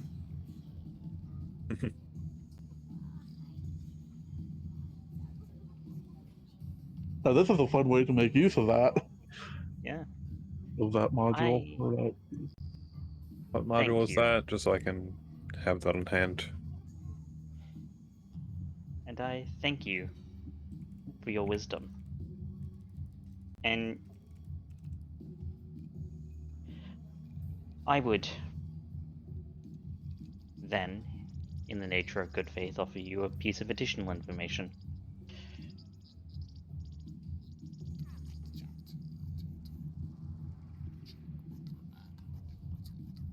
I am not here against your better interest. There is nothing you need to fear from my presence. In that instance, we invite you to dance with us when the time is appropriate tonight. Will you and your wife dance with us?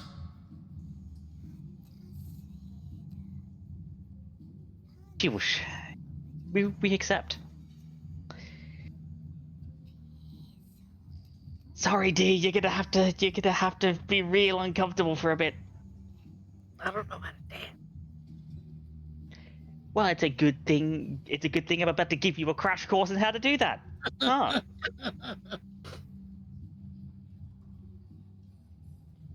All right. You have now learned the names of the other two, the other two people in the Rogues Gallery here. You have Vanta and the +1. You get the full name, all three names, first, middle, and last. The +1. Well, You also have That's- promised to dance, and in return, you learn. Not only have you had your fortune told, such that you have. Well, you don't have an ace up your sleeve. You have a Hanged Man in your pocket, and also. I will also have a knife in my pocket. I'm going to snag a piece of the silverware. Yep, there's forks and spoons and knives here. Because just in case that sniper decides to get ideas, I'm gonna need something a melee weapon on hand to trigger some things. A steak knife. And big heavy. Whether it was Vanta or the +1, it was very subtly revealed to you that they know who you are, or who you were, I should say. But it was said as if they were random lotto numbers. There was no overt malice anyway. There's just the hint of knowledge. It is a we know. It's like that is a you better not be acting against us because we know who you are. Which is why Kiri specifically said, I'm not here to screw with any of your stuff tonight. Yep. Like and, giving a thing so of, you must no, dance. I am actually here speaking. Yep, that's why I'm like, no, I'm actually here in good faith for you at least. I'm not here for you guys. I'm here for someone else. We're here to fuck with Ziggurat. Yeah, which All Data right. Rink is definitely not going to complain about. During this time as well, during the half-hour block,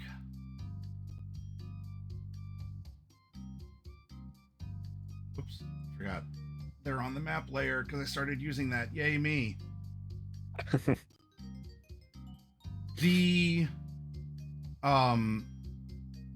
The crew at table 2 get up and leave as Elias Thorne very quickly is like holding his stomach, and he starts walking out to the rotunda. You might be going to the bathroom. Deal Kiri stress. just sends one word to the TAC net. Follow. And thus 9 o'clock rolls around, and we are in the 9 to 9:30 block. The pieces have moved. You all have resources to spend or continue to hold. Dinner is still ongoing. What are you all doing?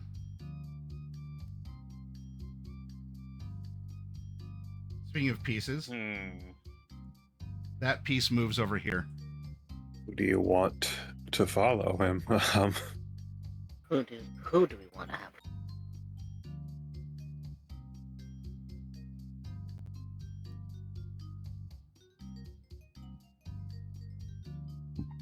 That's a good question. I mean, I would probably be the one most likely to be able to because I can stealth. Good luck in the bedroom. I mean, That's not going to be hard if I stealth. my stealth isn't terrible. To be fair, you probably won't need to stealth necessarily because you can just masquerade it as you're going to the bathroom. Yeah. Well, here's a question. Is the bar still open? Yep, bar's open the whole time.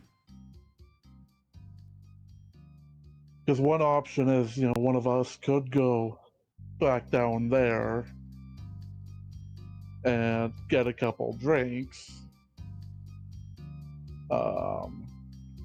Like our excuse would be going to the bar, getting a drink, and then potentially bringing one back for Torres. Torres and I have already been talking today. That's indeed that might be your play. Outback has leverage on him. Yeah. Yeah, that's true. Outback has the flask as well.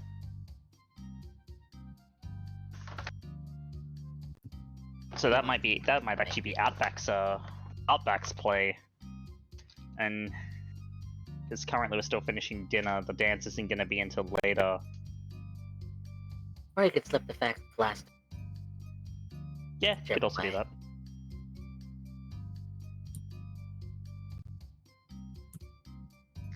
How do you want to?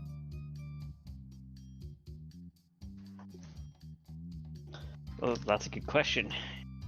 Outback, how do you want to play this? Because there's so many different options. There's a lot of moving parts. Yeah. This is difficult.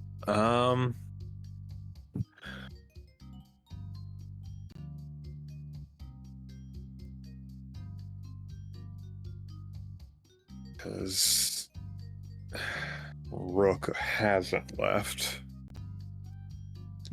Our target has. If they're keeping a guard on him, then it's probably just him and one guard in the bathroom.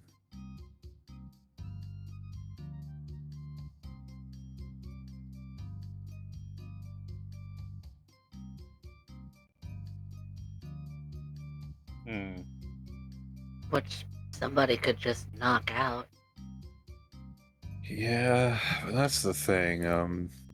I forget which one it is. I think it's boxing. That actually literally just has knockout blow as one of its special resolutions, but Neither of us have that. We're a little more exotic. Yeah, Outback's got Muay Thai, and I have Kendo, which is why I grabbed a knife, a light melee weapon. I could just quick hack him. If you think you can pass the self ice, sure. It's tough. Well, the other thing too is Kiri has the terror card, right? She does.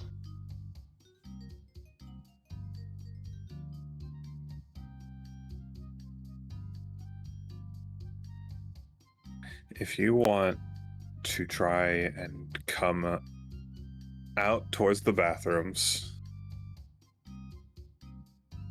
if we go with the assumption that there is one guard with him and crisis manager and the other guard outside, I could take a little bit of heat here with a corporate exec and hired security.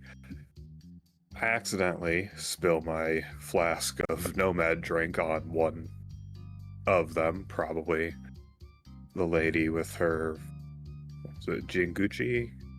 What is she wearing? Yep. The N54 chick was wearing Jinguji. Prime Time and the +1 are both wearing Jinguji. Okay, what was the lady shadowing Elias wearing again? Sorry. An She was EVM power wearing- suit, I think? Was she wearing a power suit? Either way, spill it on Dr. her. Vance? She has a more, not her. Oh yeah, Pure no, white she's platform. wearing Hinomitsu. Hinomitsu. Spill Yeah. rough Nomad moonshine on a Hinomitsu. That could provide enough of a distraction for you to get into the men's bathroom, probably. If you feel confident in taking out a guard that may be with him.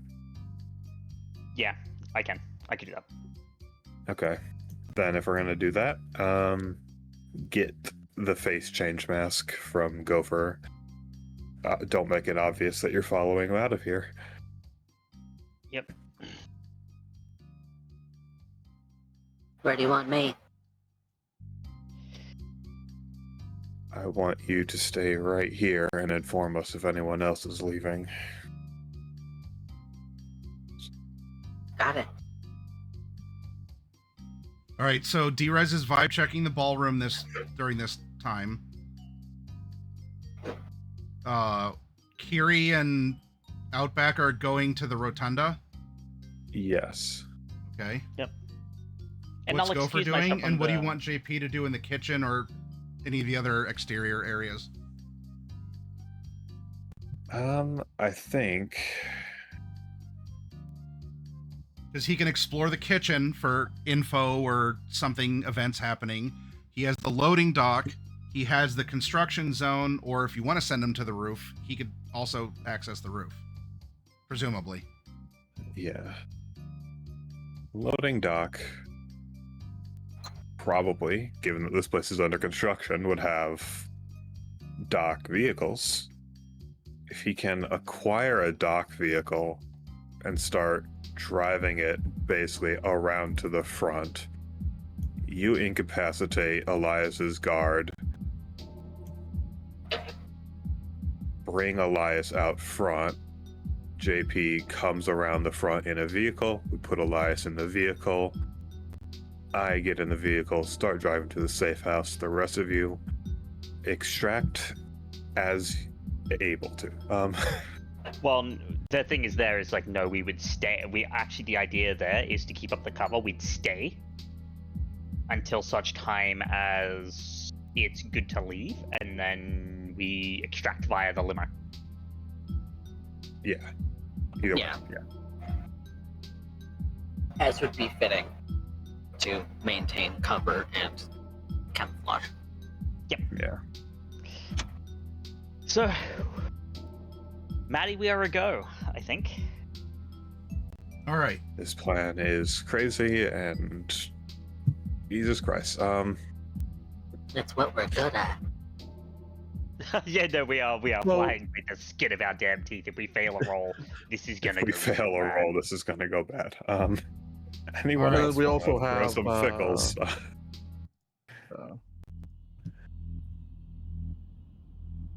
also have. So The two of them going at it. Yeah, we do also have Holt and Bunkov. Yeah. So we have an additional distraction set up at the end of this block. Or during this block, yeah. we'll start with JP in the loading dock then. Kind of checking out the area. He reports back through Drake. I can see why I think they have accidents back here. It's been one day fee without an accident. Damn AI. I think that their signer is concussed.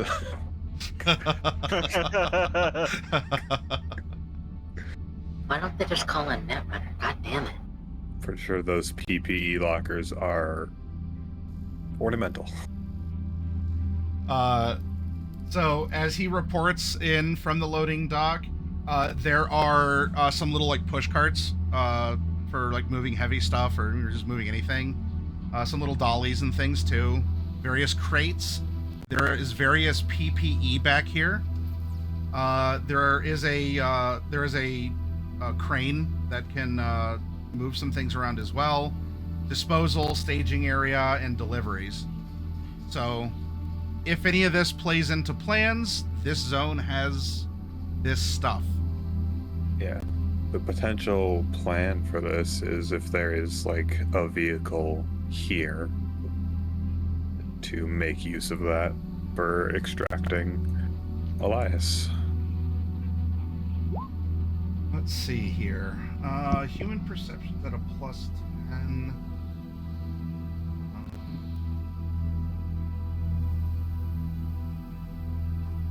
Perception's an 8, and lip reading is an 8, so he's going to use human perception back here. If you have to do that check, I imagine you probably would have done that before we arrived. Well, the problem is if I do that is kind of one of the problems though, because if I do jury rig it, because once I jury rig it, it's 10 minutes per rank. So.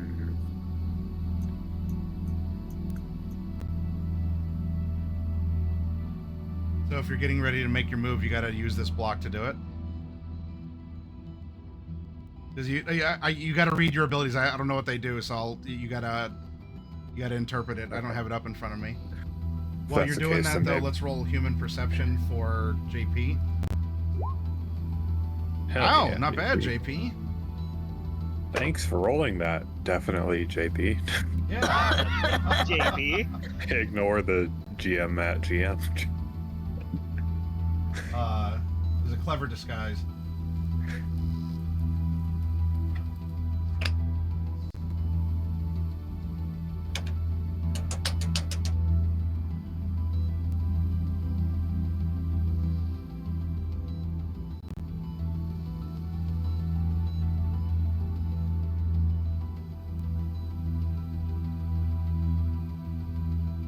Oh, this is the 9 to 9:30 block. All right. So we're facing an outback scenario. I can give you the like most difficult piece of info that you could gather back here, or this is the right place, right time, and I can give you the timed info. Which would you like? Because you can have either in this instance.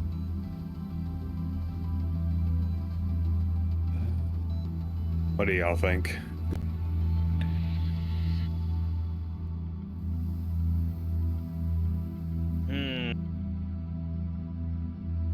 We are all on timing, so. Right place, right time, then. Yep. Okay.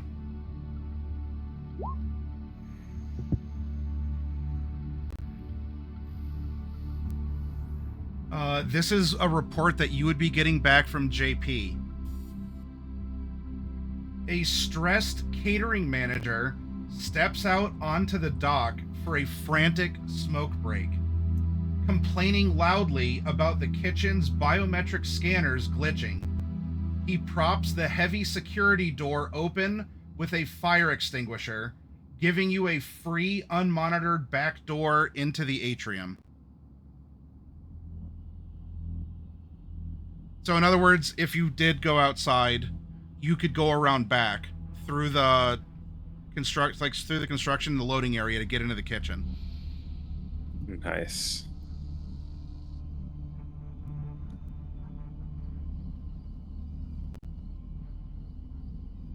So you have some information and you have something that's actionable. There is a door. There is an unmonitored back door that a kitchen staffer has propped open with a fire extinguisher.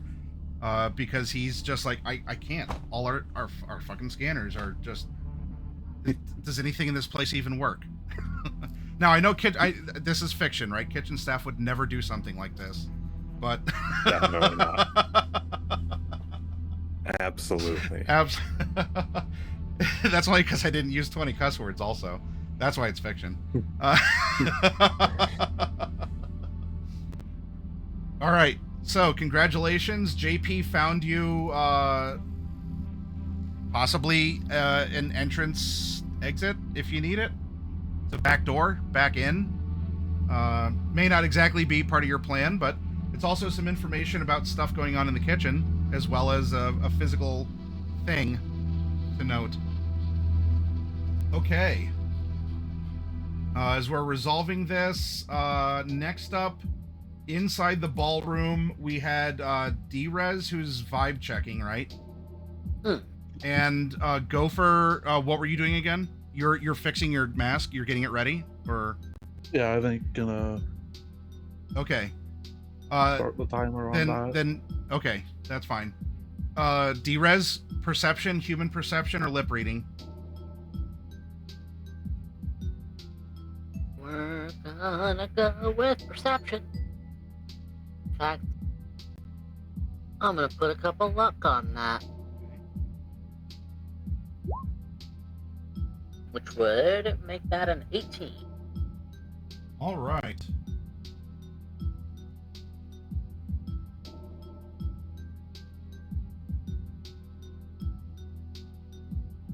Oh, this is appropriate. Anyone else moving out of the ballroom?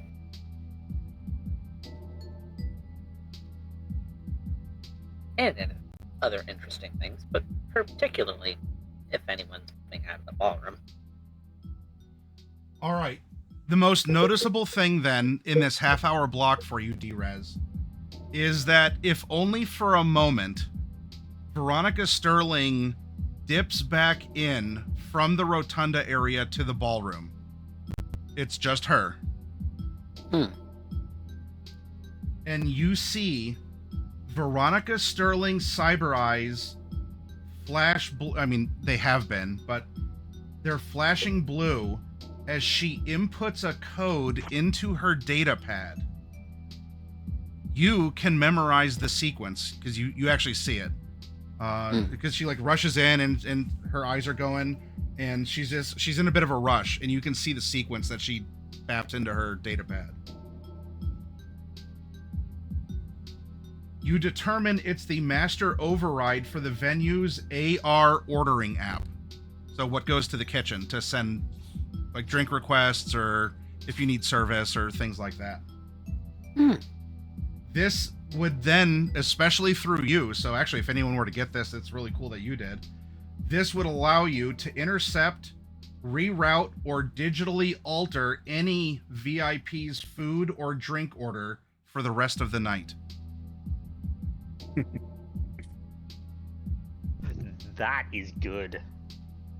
So you learn that Veronica Sterling has this code to do that, to access this. You're welcome to ask why or how and what was she doing with it. But Right. you caught the code and you can use it to see the flow of orders and change orders if you need to. The amount of chaos we could cause just by scrambling it. Give Torres a salad. He seems like a guy who needs a lot of meat. Give him a salad and see what happens. Have the kitchen have to suddenly deal with the fact that the new haute trend in cuisine is having food with lots of chili powder. So I will let you think about what you can do with that, but you're welcome to that little treasure that you won in this half-hour block. Ooh, yummy. Gopher, you're getting the mask ready. Now the rotunda.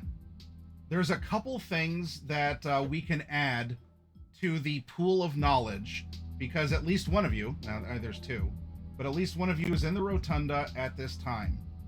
The first thing that you notice is that the 4 giraffe, hippo, rhino things that the special AR windows are having trouble interpreting the exterior features. There are no riders. My one light turned off. I forgot to plug it in. That's why. Interesting. So all 4 mini cranes are abandoned.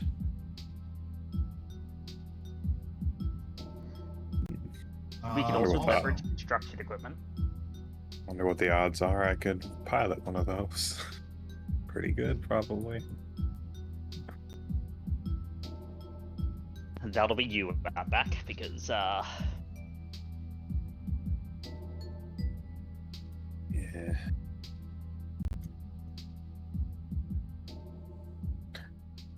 For the 2 of you here, of course, there are still these 2 guards, one in the mezzanine looking down, and one standing here. And the party that consists of Miss Sterling, the guards. Whoop, that is. No, Mr. Holt, I'm sorry. You're staying in the ballroom right now. Womp womp.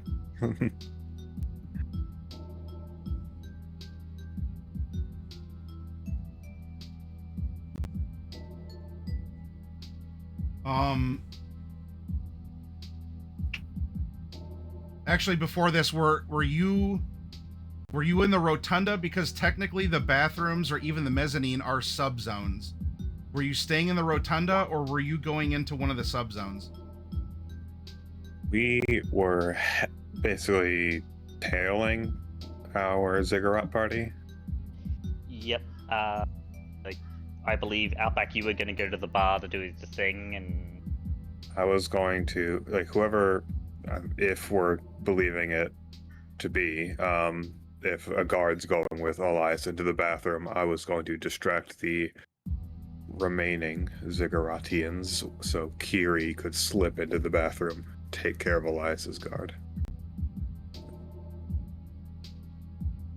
Okay, so Outback is in the rotunda and Kiri's in the bathroom?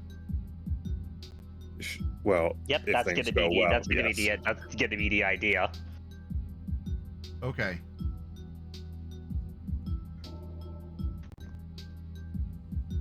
Okay.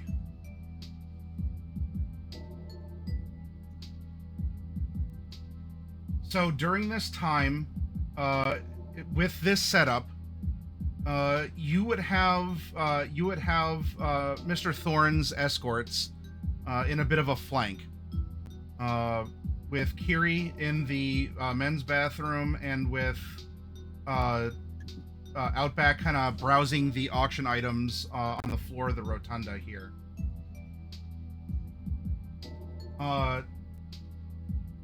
This would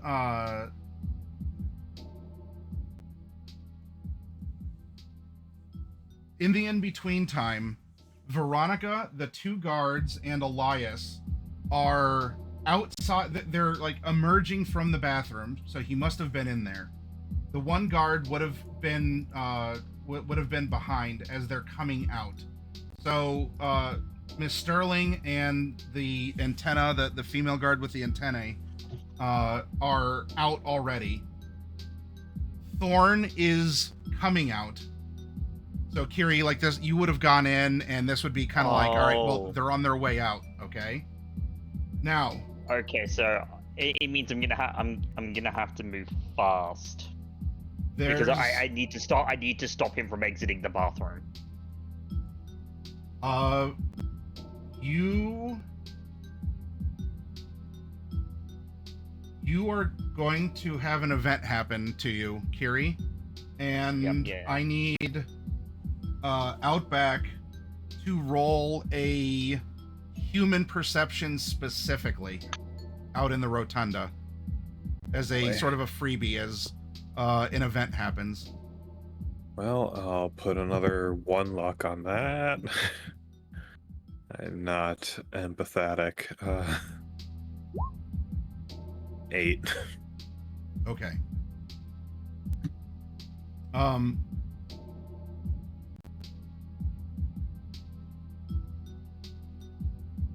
Actually, what's your perception and not human perception?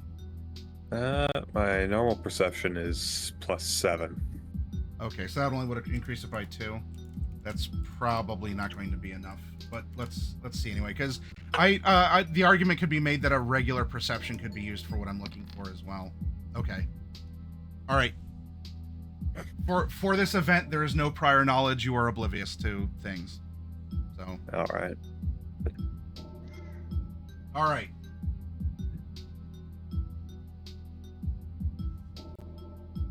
In the men's bathroom during this time block.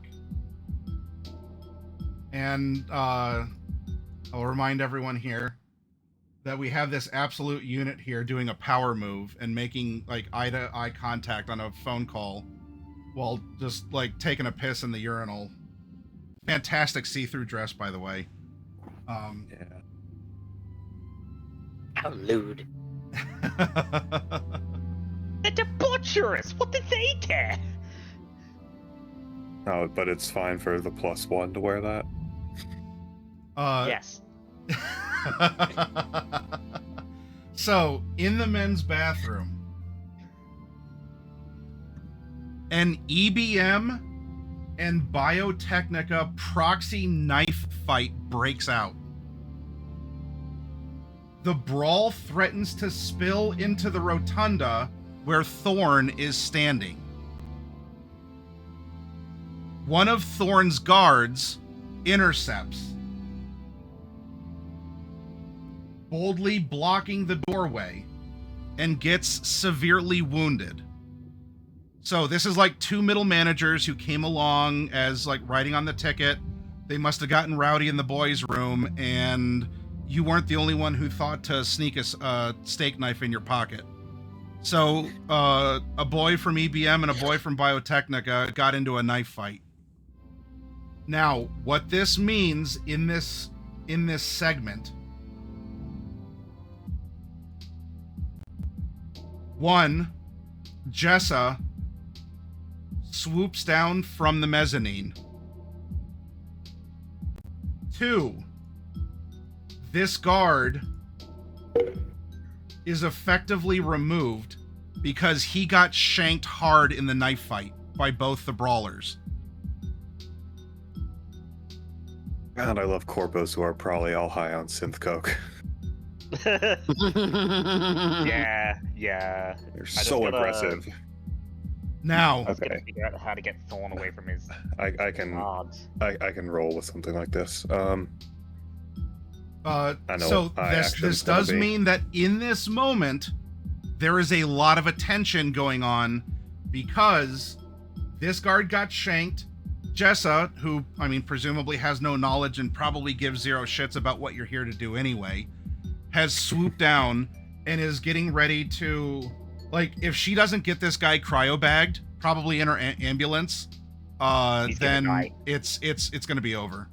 It's curtains, yeah. That being said, I hope you don't need Jessa for the rest of the night, because she may be in dispo. Well, maybe not for the rest of the night, but at least to get him into cryo in her ambulance. Well, That doesn't things take go too well, we won't need it, so I know what I want my action to be in this rotunda. This also means the guard from the mezzanine runs down to assist. And the guard that's here. So there is a cluster because this is a cluster fuck going on.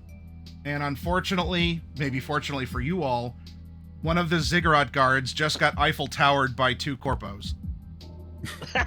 So What phrasing! What beautiful, beautiful phrasing. Thank you.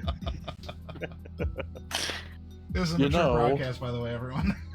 Look at how red coffee is. Look, I'm sunburnt too. Speaking of which, we don't have a D-Res cam on stream. Oh, because I yeah. probably Oh, you know what? Probably on Yeah. reconnecting, the link changed. Good observation. You? But yeah, I. This does have- leave the admin office open. Does leave the admin This office does leave open. the admin office open. So, Elias, for the rest of the night, Elias is presumably down a guard.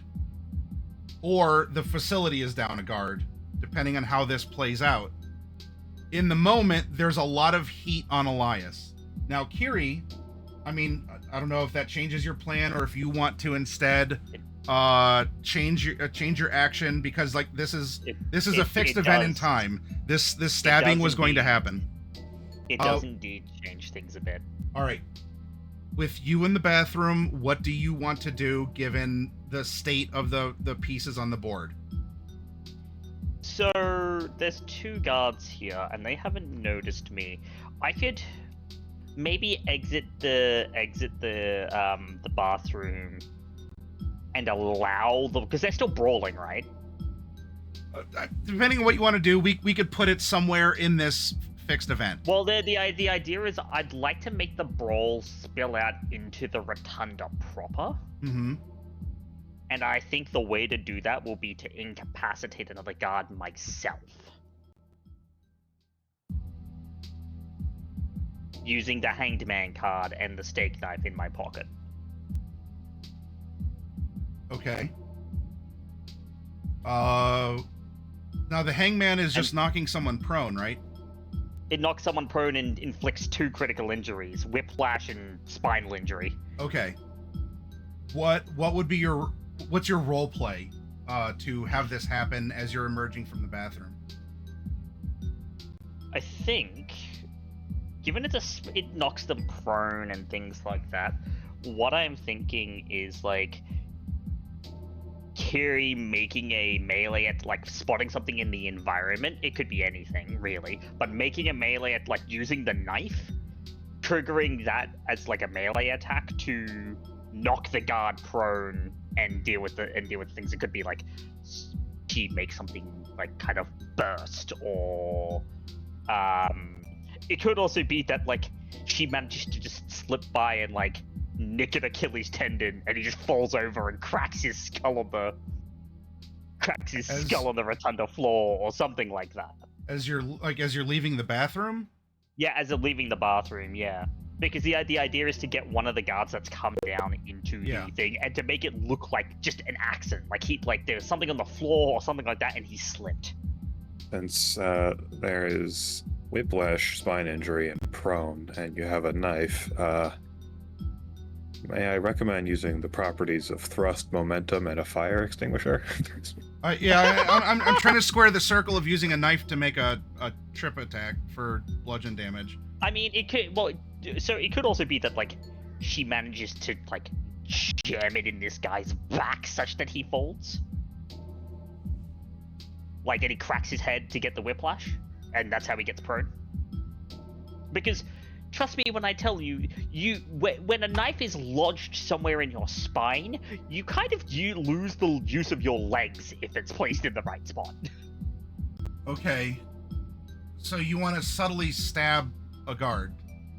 Yeah. Okay.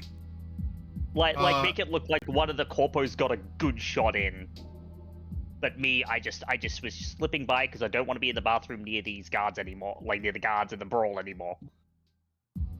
Okay.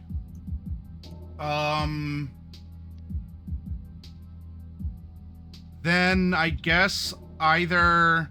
So if you want it to happen then in the course of the brawl, and that your knife was one of the Corpo boys' knives, or if you want to do the stabbing, that would either be like a stealth to hide your blade, or some sort of like a deception to like run out of the bathroom.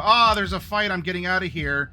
And then as the guy from the mezzanine has come down, as you push past, you subtly knife him through deception to be one of the corpo knife fighters, or you can do a stealth to you slip the knife in yourself on your way out. I'll go with the stealth.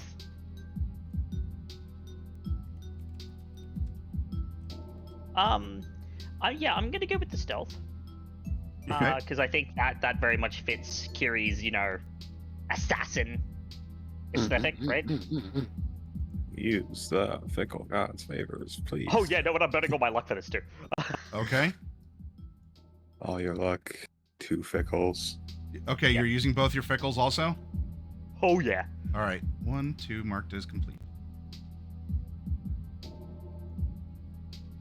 That is a 29.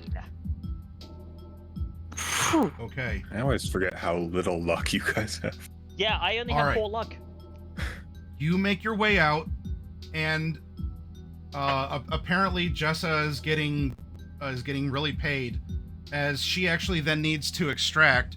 Which, hey, this might give you more information about her.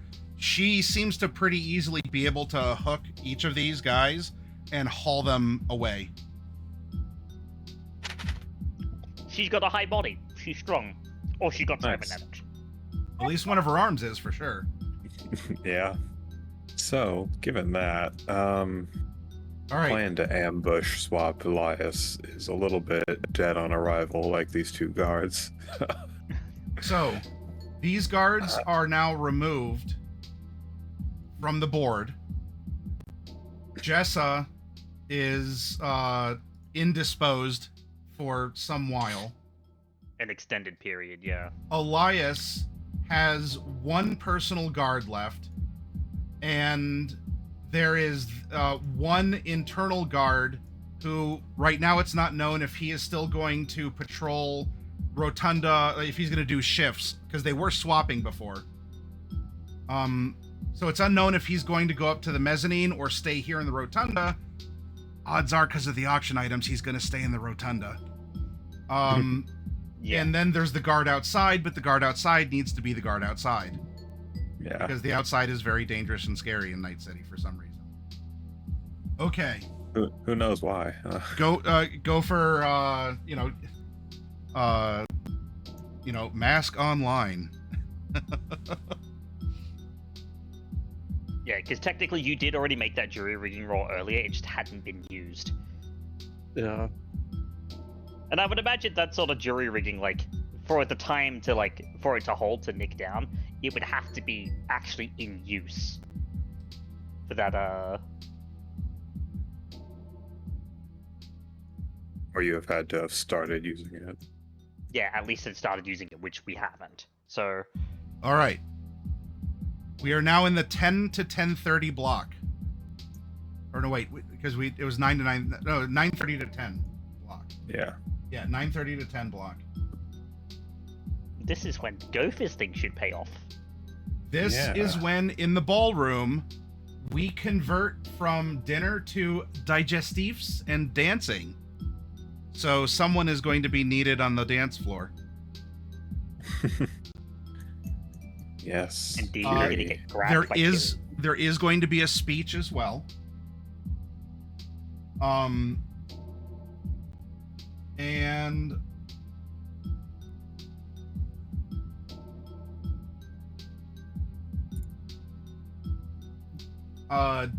during this time, actually that will change because of the sort of the favor token of the flask being turned in. So Vankov's behavior will change for this block. Okay. What do you want JP to do? He's currently at the loading dock. He can continue to try and gather intel there. He can move to the construction zone. He can move to the roof, the kitchen, but he's in the back half of the facility. No one seems to have noticed or cared so far that he's back here. What is JP's play? Given that we have no one else who can easily get back there at the moment, I think we should just keep him moving for information. Yeah. Okay. Which don't zone know do you if want him this to be is- at? Construction? Roof? Yeah. Or he could try Yeah. to determine more info from the loading dock too.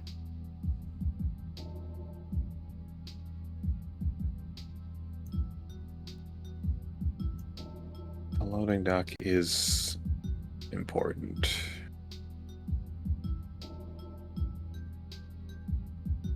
We could get intel about the roof too. Yeah, I think roof information is good, if you all are good with that. Yes, because I actually have an idea of how Vankov might leave the event. He might have his AV come down to collect the mini cranes. Vankov is doing something. Yeah. He's either doing something or he's just a really bad employee to his crane drivers. Okay. You want to send JP to the roof. Currently, Drez and Gopher are in the ballroom. What are either of you doing in this block? 9:30 to 10. Oh, well, yeah, since it's so wonderfully unguarded at the moment, I'm gonna mosey on up to the mezzanine and go see what we can do in the admin offices. Okay, so you want to try and get into the admin offices. Who else is doing what? Well, Kiri is needed on the dance floor. So she's going to go and grab D for that little engagement with the data ink folks. Okay. Gopher. Hopefully no murder on the dance floor. And they're creepy. Very, very creepy. Oh, it's not that bad. Give me weird vibes. Yes, Vanta is basically a quote-unquote shadow in the warp, but, you know... +1's cute. The +1. That's what I said. Okay, yeah. That's their legal name. Probably not even human. No. Probably a drone, actually, being controlled by Vanta. Gopher, what are you doing?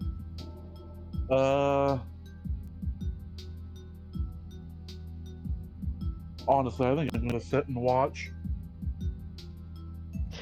Okay, you're going to be in the ballroom then? Excellent. All right. So... Yeah, they moved back in. Okay. Yep, they moved back in. All right. The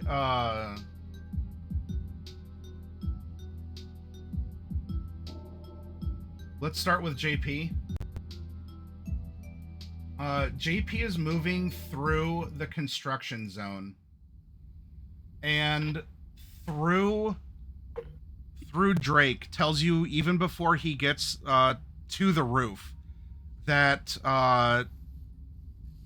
he can't because the elevator is blocked off by several construction crew people. So, I mean, like, he can't just stroll on there. Like, it's actively being watched over right now by several construction crew members.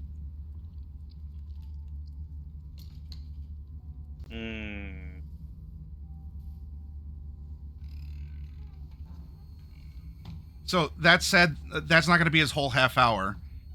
If you want, he could try to do something to or with the construction crew to get to the elevator, or you can kind of take like a freebie deflect and have him do something in the construction zone or loading dock or kitchen.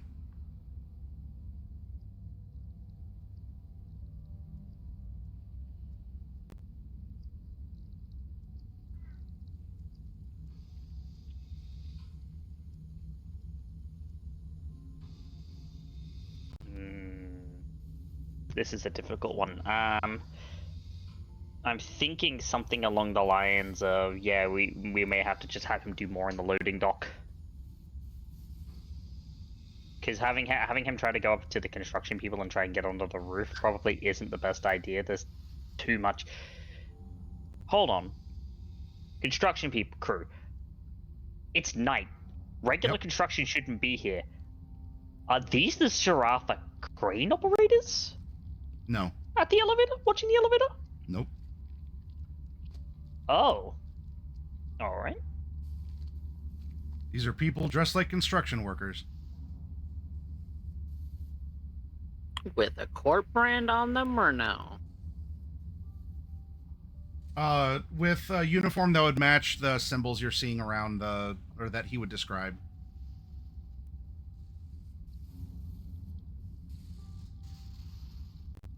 Which they could be Zarafa, but not like the crane operator Zarafa. Like, because Zarafa were working in Pacifica. That's a day job you all could take if you ever wanted to. So you could get a construction uniform and show up to work sites as well.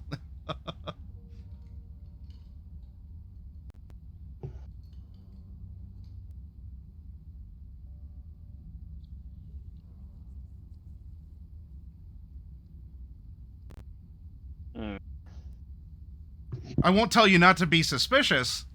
It could be. But he also, at least JP, like, he's wearing a tux. He might be able to blend in with, like, the serving staff or, you know, some other people on the interior. He is not blending in with these construction workers. No.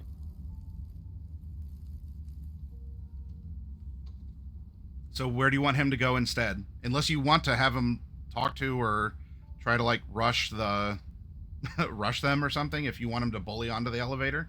But otherwise, there's these workers at the elevator located in the construction zone. So he's already in the construction zone, but the loading dock is there too, and that's fine. Or the kitchen. Is the elevator the only path to the roof? Yes.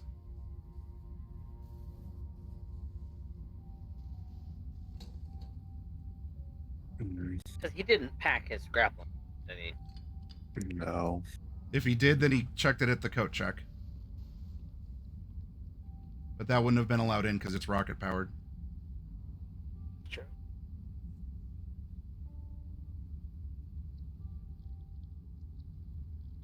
Probably just, Might be better just to go back to loading. yeah. Loading dock? Okay. Alright, JP's in the loading dock. We'll see Outback about the, you're in the mezzanine, possibly in the admin office, because we'll get to you in that regard too.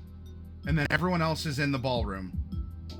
So, first things first, let's roll some sort of observation, which I think it was human perception, was his, The last one he did. yeah.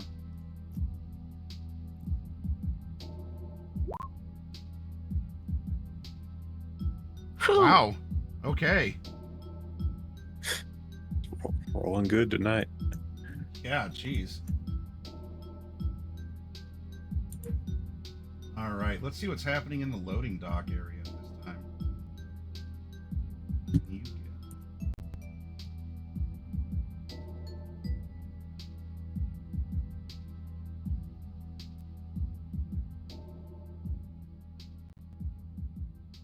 This is 9:30 to 10. And he got that one.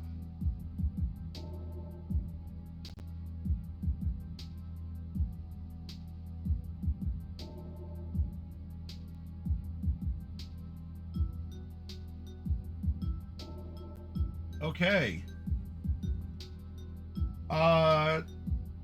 You can keep rolling with the timed bonuses, or you can get the highest piece of information you can collect in this zone.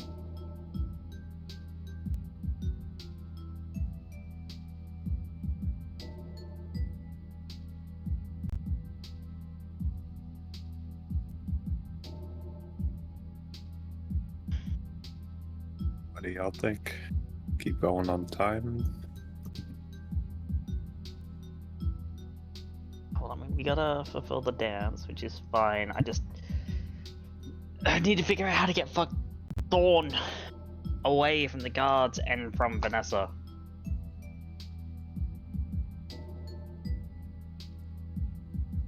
Well, maybe I can find something in the admin to help, but dig and dig fast.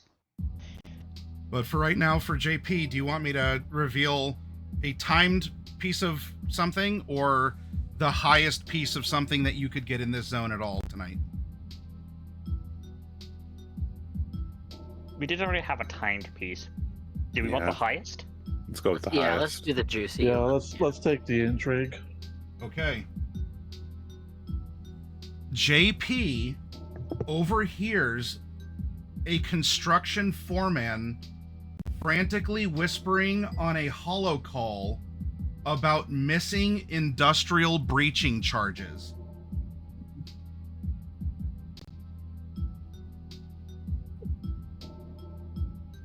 He suspects that they went missing sometime this evening, and he also discusses the potential blast radius of these missing charges.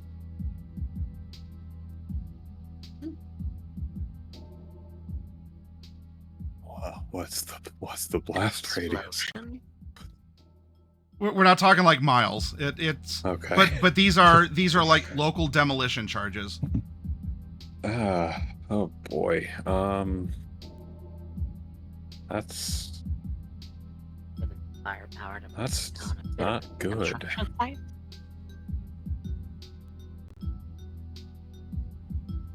Now, reaching. in the mezzanine, you may need a breaching charge because the door to the admin offices is locked. And there is a security warning that the admin offices are monitored. Now, it's after hours. Presumably people in the offices are gone. But the door is locked and you're warned that there is security monitoring beyond. Right. Okay. Whether or not that stops you.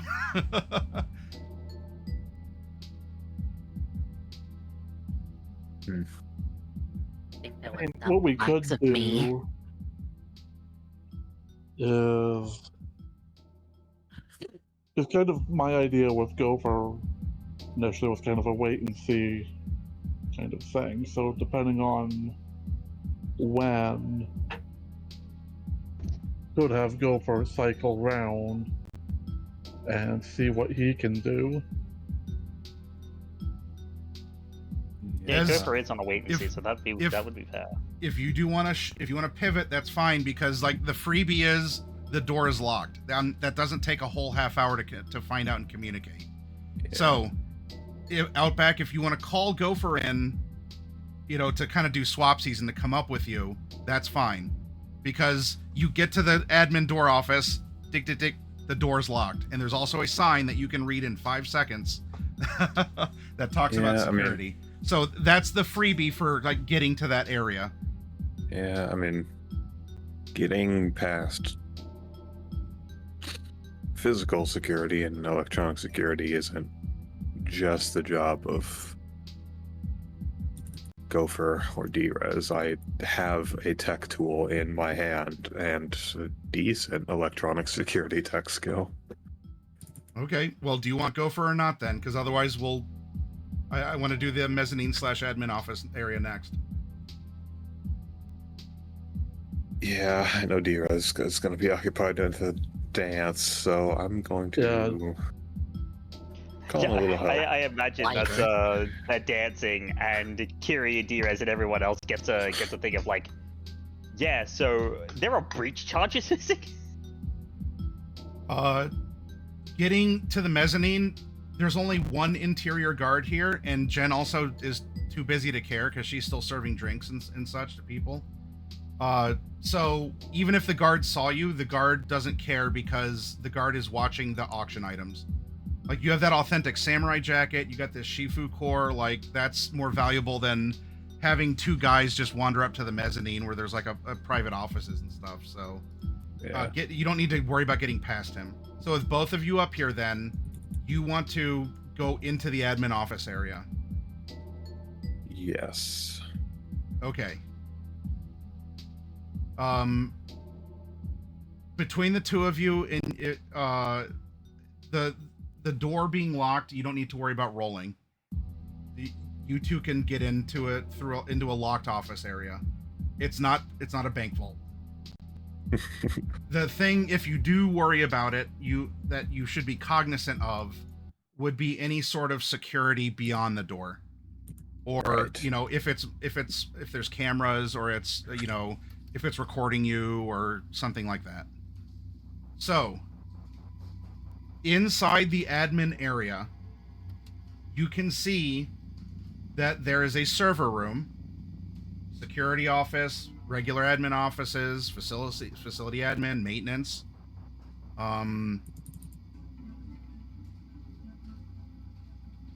The server room, I mean, you're no net runner, but you probably don't see this around a lot of computers. It does have an explicit warning that has some sort of monster-looking thing attacking a brain. So they're trying to make it very obvious. It's sort of like the signs you see around Transformers that have like a little angry spark that's like shooting lightning out, like, don't touch me. This has a monster attacking a brain. Okay. All right. Gopher, I think you should check out facility admin, see what you can rustle up. I'm gonna try and disable and wipe security.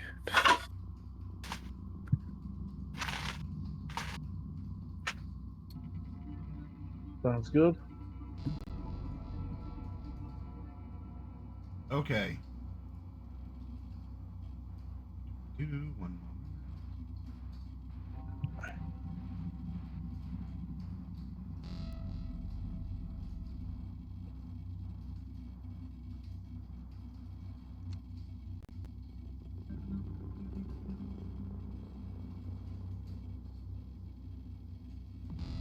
Yeah, allergies are a thing still. Though I think anyone rich and powerful enough, if they had any allergies, would have just gotten some genetic therapy to get rid of it. All Genetic right, so therapy or like Gopher, An in implant or the something. admin office, Yeah. what are you looking for, or what are you looking to do?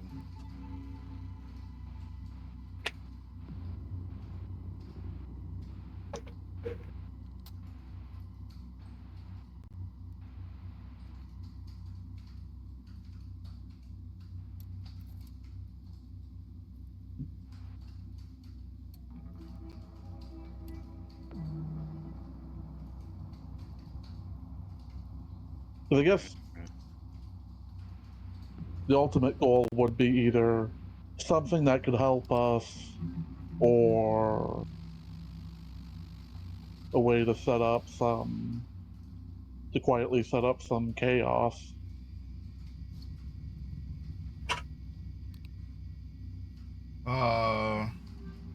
Well, the admin offices would be an area of like paperwork and phones. Facility admin, I There, believe.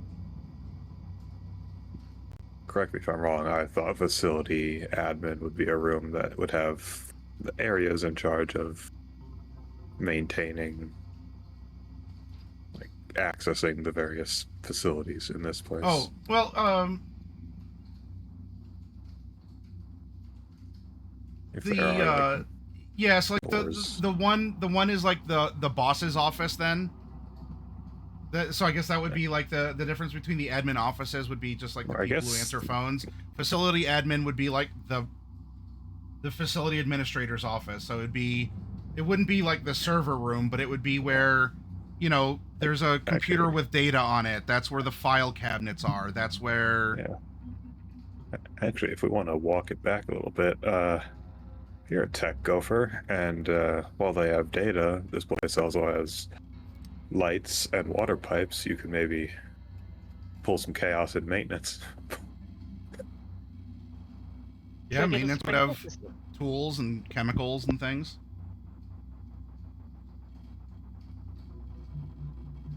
Yeah, yes. See what's in maintenance. Okay. Because something I was actually thinking about with the construction area, seeing if JP could organize a power outage potentially. So, but yeah, with what's in maintenance, what I can screw with a little bit. The Okay. maintenance area would Maintenance probably have has- the switchboard for this whole place. Maintenance has Fuse box. has tools and chemicals in it. There would be like an area that would have the circuit breakers and stuff in it. It wouldn't be like the maintenance room, but maintenance here would have custodial things. Do they have a spare custodian uniform? That would be great. Do a little quick swap. Do you want one, Gopher, if they have one?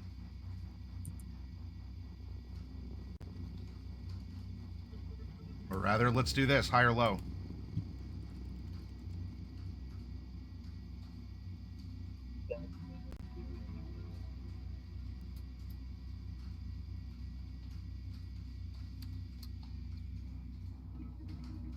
High or low, Gopher?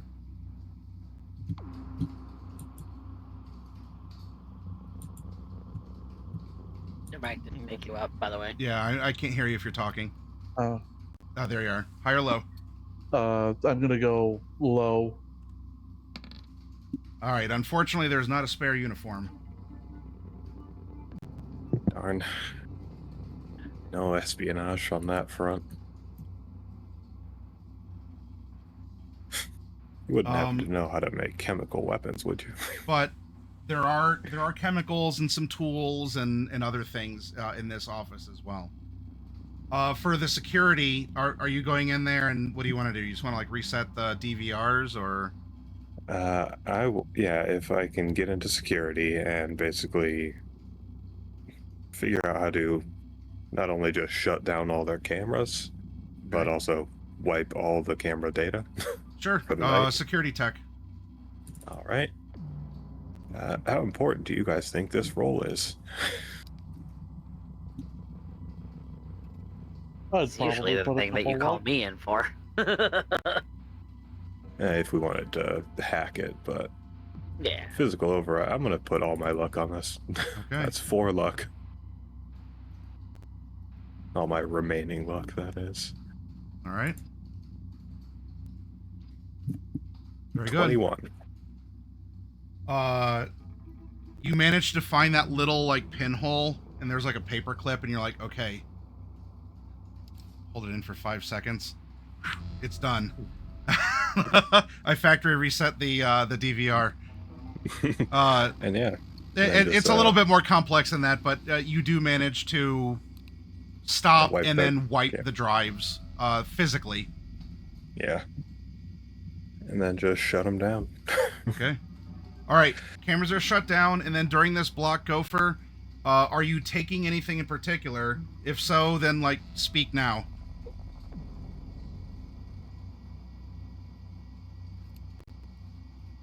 I almost want to see if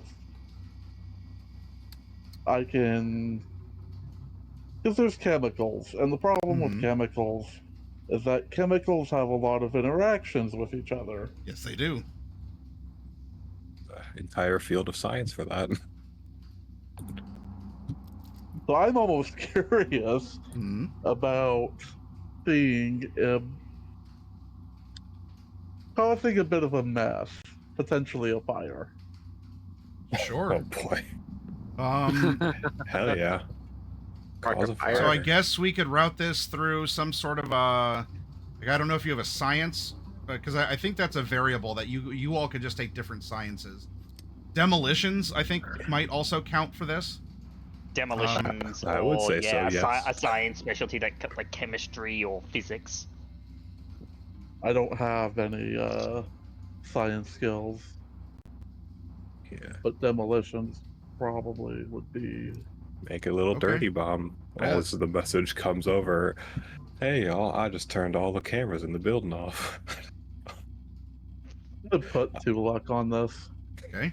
Turned all the cameras off and I wiped it. There is going to be no record of tonight. 10, 12. That's exactly something I would have done. There, Okay. Outback.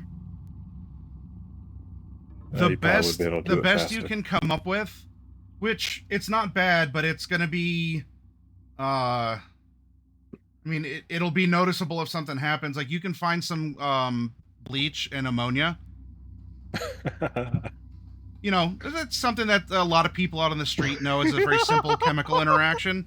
Now, how you want to carry this, you know, it's not a super advanced thing, and it's going to be very detectable and smelly if either of the concoctions leak or break before even interacting with each other.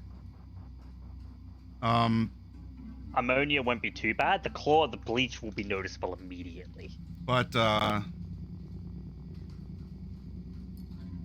can say that, well, it'll be up to you to conceal them, but I mean, if you wanted to, like, I don't know, you dump out like a Windex and then you dump out something else and then you fill each little spray bottle with ammonia and bleach, and then you can, I don't know if you want to hide them on you somewhere or what you want to do with it, but you can get little containers for little doses of each and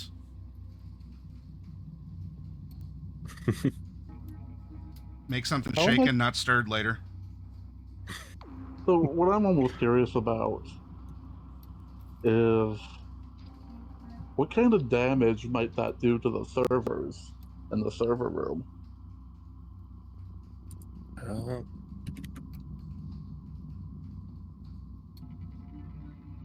That is a good We question. Google for roleplay.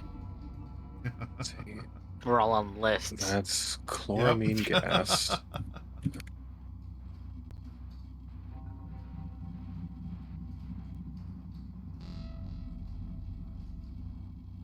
While you're doing that, let's go back to the ballroom. So yeah, fun fact. Chloramine is devastating to computer hardware. Oh yeah, it is chloramine is highly corrosive. Yes, because when chloramine mixes with ambient moisture, it forms a funny little thing called hydrochloric acid. Acid. That's correct. And you set that off in the server room. If you wish, though that'll be a next block Bravo. activity or a That's future the block next activity. block, All right, yeah. Next and or future. it is power couple time. Oh my. Vanta and the Power plus couple. one are walking out. As Vanta moves, again, it's like the effect of like Dracula's wives, like in the movies, where they just sort of like float along. So He's doing maybe the ghost Vanta dance. has like wheelies or heelys, or something. But as the plus one go, like Vanta just glides across the ballroom, and the plus one speaks for each of them, as you know, in small talk going out there. For our married couple, you are required to go to the dance floor if you're going to uphold your end of the bargain to dance with Vanta and the plus one. Yes, because they know who I was, and I'm not playing around with data rank today. I would like at least one of you to make a dance that can be assisted by the other one. That'll be me.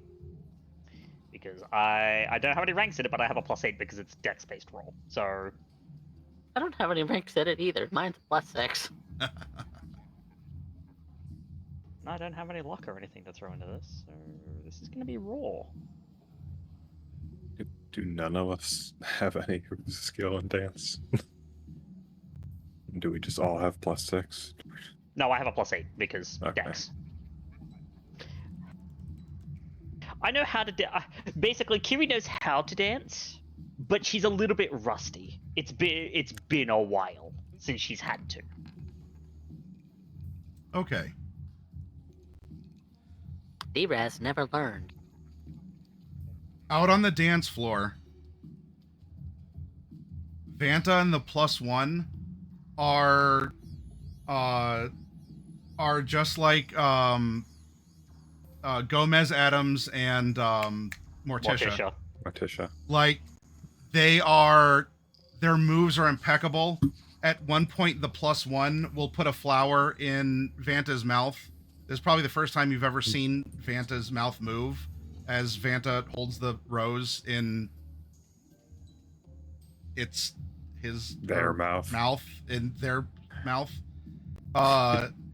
And they are everywhere. Everyone is looking at these two. It is almost hypnotizing. And the whole time, the +1 is speaking on behalf for each of them, as the +1 continually compliments itself to each other. Yeah. In the singular plural. It's a little strange. And I could just imagine, given D and Kiri are also dancing, and it's still good, but it's way more muted than that show. I could just imagine like the pair dancing between each other synchronously, and Kiri going, "My, you put on quite the show." I'm a little rustier than I thought I was going to be. But for, all eyes are on Vanta and the +1. Dramatic dips and swirls. If Vanta's on casters, you kind of get that as the +1 like spins Vanta, and the black gowned person spins and then sort of floats back like a yo-yo that was horizontally thrown. My darling wife, I don't even know why it is that we're even attempting to do this. They're smoking everyone. Appearances no keep up. I would like each of you to make either a perception or a human perception. I'm gonna make a perception. Can make the human perception so I can get both angles. Hey!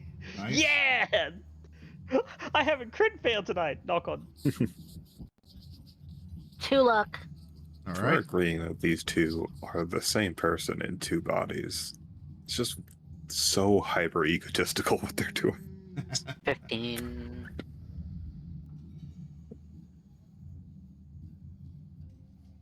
We got a 20 and a 15. Okay.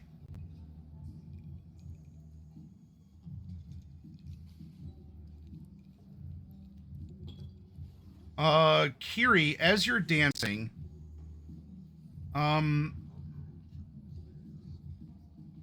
you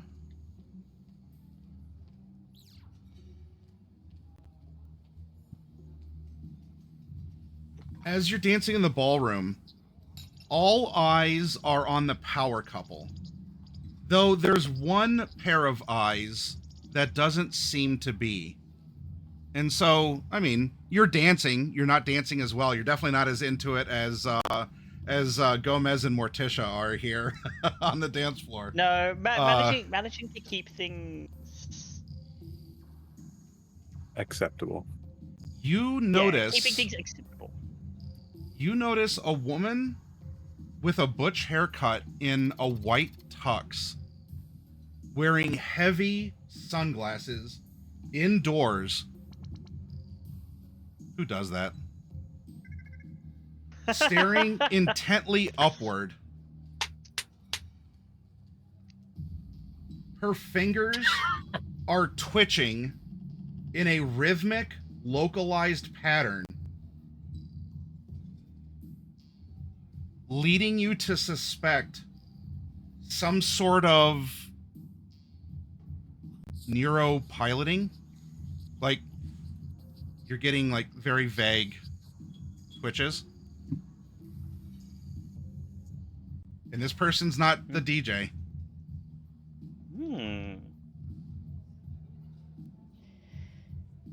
I imagine as they cross paths again, Kiri is going to kind of smile and probably look at one of them. I imagine it's probably the +1.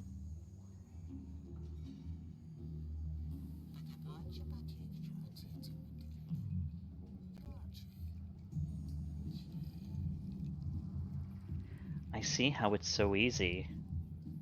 Nice sunglasses, by the way. As she dances away with D.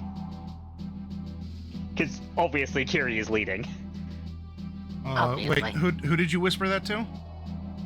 That's to the +1. Because I imagine they're like, as they're dancing, they're probably crossing paths and.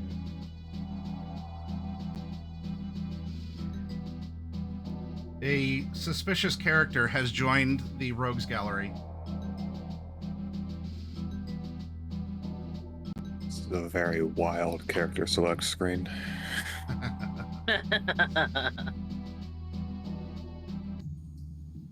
As for you, D-Rez,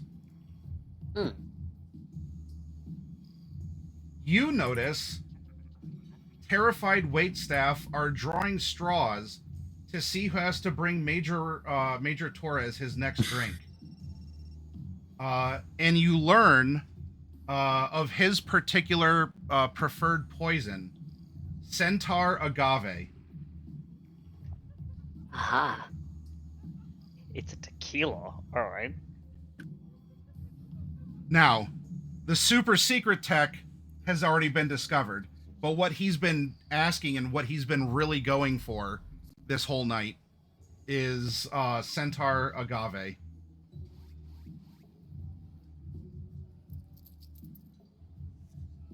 All Good right. to know. Switch him over. Make him angry. Do it.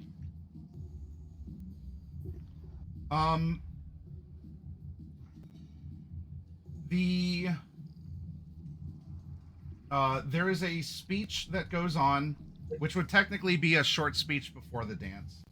And for the two gentlemen in the other offices, I mean, this could very easily be transcribed over to you here.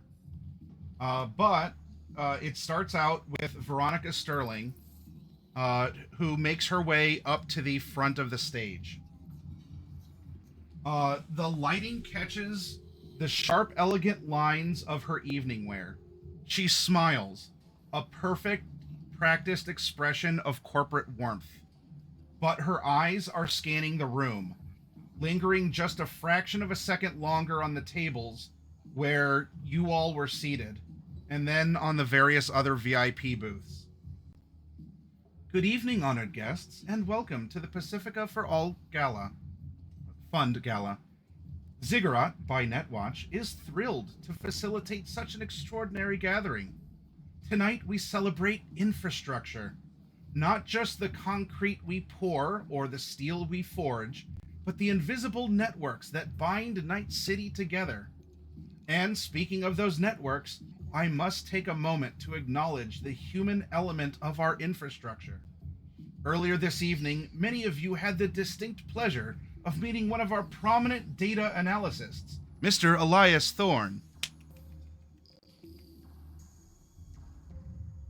She gestures gracefully toward the table near the front.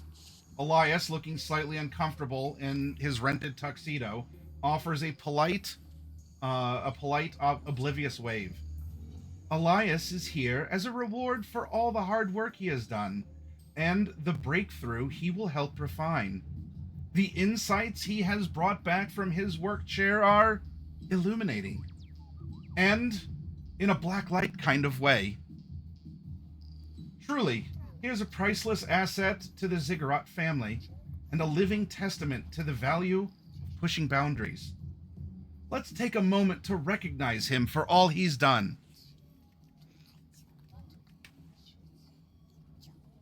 We have a magnificent official docket for you tonight, but our most elite patrons know the most aggressive investments in Night City are often made beyond the catalog. For those of you engaging in our most exclusive acquisitions this evening, I must remind you of the timeline. The window for these unlisted opportunities is exceptionally brief. All final logistical arrangements must be executed before the stroke of midnight. After the midnight bell, the market closes permanently, and the fundraising prizes you cherish the most will be irrevocably transferred to the highest bidder. So, I encourage those with the capital and the operational initiative to act decisively. When the grand finale begins, do not hesitate to make your withdrawal. If you see your window, claim it. Don't let your bids be sniped by others. But before the quiet machinations of wealth begin, we must acknowledge the titans anchoring our event. Please welcome the co-sponsors of the monumental Pacifica Stadium Initiative, Mr. Thames Vaughn and Mr. Raul Hernandez.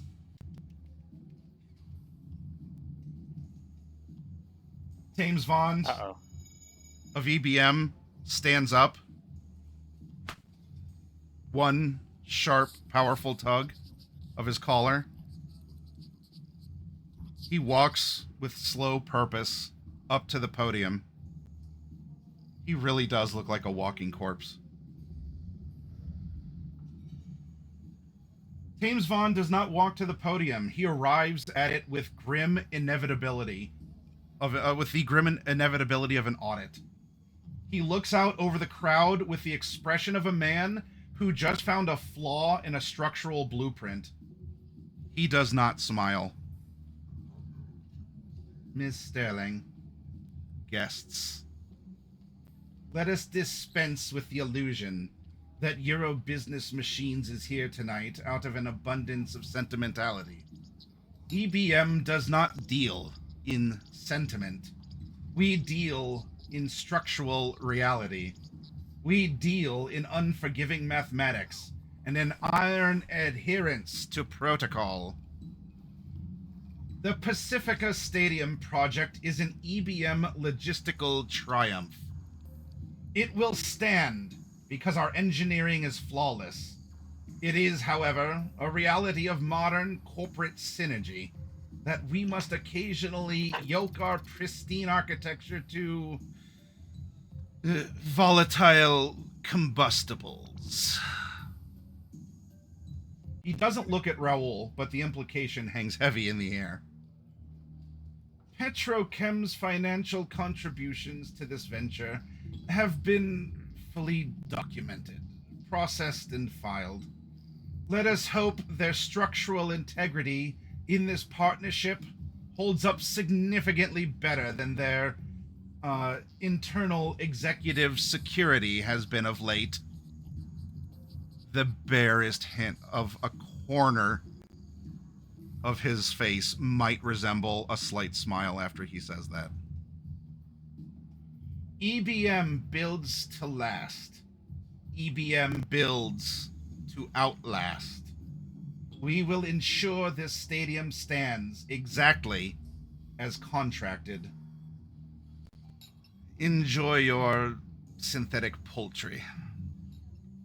He walks slowly back to his seat. Raul approaches the microphone with a pronounced rhythmic limp, leaning heavily on a custom-tooled cane. Despite the visible toll of his injuries, his smile is genuine, warm, and entirely unbothered by Vaughn's chill. He nods to a few people in the front rows. Thank you, Thames. Thames. Thank you, Thames. Always an absolute sunshine, isn't he? Director Vance, pleasure as always. And Sarah. That's not... oh, no, that is, I'm sorry, that's another person. And as he's pointing out to people, and Sarah, the new Kiroshi optics look fantastic on you. Good evening, everyone. Thames is absolutely right about one thing. EBM builds a beautiful, rigid foundation. But foundation doesn't move. It doesn't breathe. Petrochem provides the lifeblood, the workflow. We provide the energy that will make that stadium roar.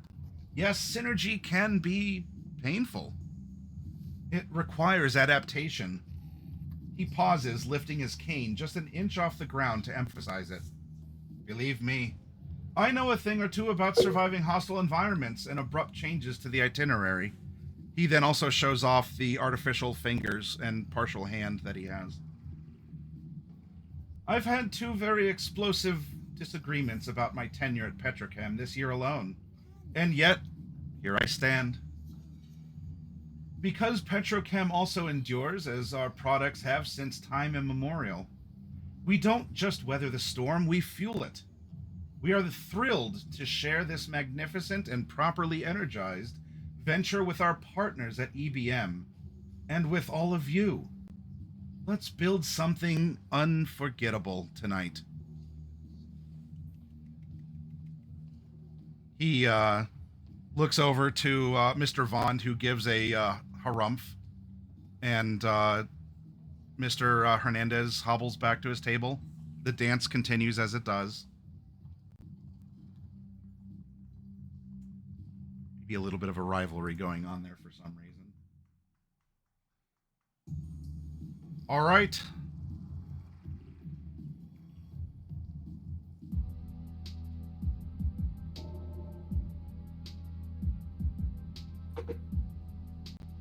It is the next block. You can continue to dance if you want to. You can leave your friends behind, or you can do something else. What are you all doing? Oh.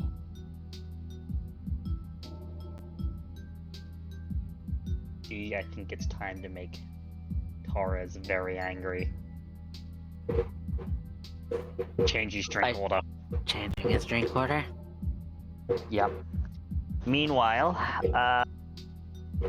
what I need to do, obviously because we're going to be looking at a server malfunction in the next little bit, is I need to figure out what to do. But it's probably going to be something along the lines of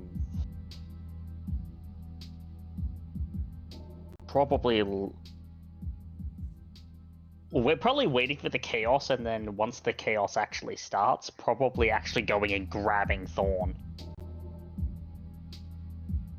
I would like all of you to make a human perception, by the way. This may or may not affect what you're doing, but this would be in the wake of the speech. This is gonna be bad. This is gonna be really, really bad.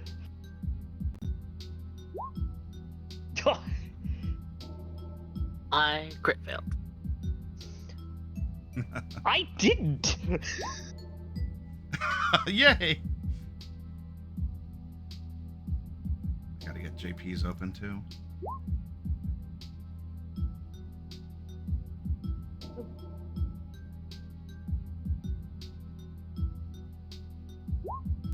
Yeah. I will note that we'll probably have a chat about what it is that we'll do, and then end it there, because coffee is getting sleepy. And final next time. All right. Nothing from that round of checks. Wow. I doubt it. So this is the 10 to 10:30 block. Outside of that check, which would have been like a post-speech thing,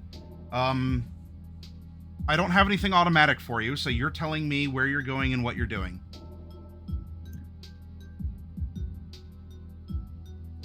Well, we got a drink order to fuck with, we got a server room to bring down. Yeah. I think it is drink order. And possibly actually personally interacting to... Well, we definitely, I think, need to do something, because I think Oleg is gonna do whatever he's gonna do. Yep. These 3 and a We have half. 3 I don't know, heavy however you hitters want in to the do. rotunda. I guess if there is a giveaway, these there's now a loud bidding war going on over the Shifu core between Iron Oleg Vankov, Thames Vond, Vanta, although it's the +1 that's talking. Okay. And the others are kind of roaming wherever. I'm not really going to put their... These 4 for sure are in a fixed bidding war right now. They are for sure here. The others are... I mean, they might be in the ballroom. They might not be. So... Oh, she would come back to the mezzanine. Oh.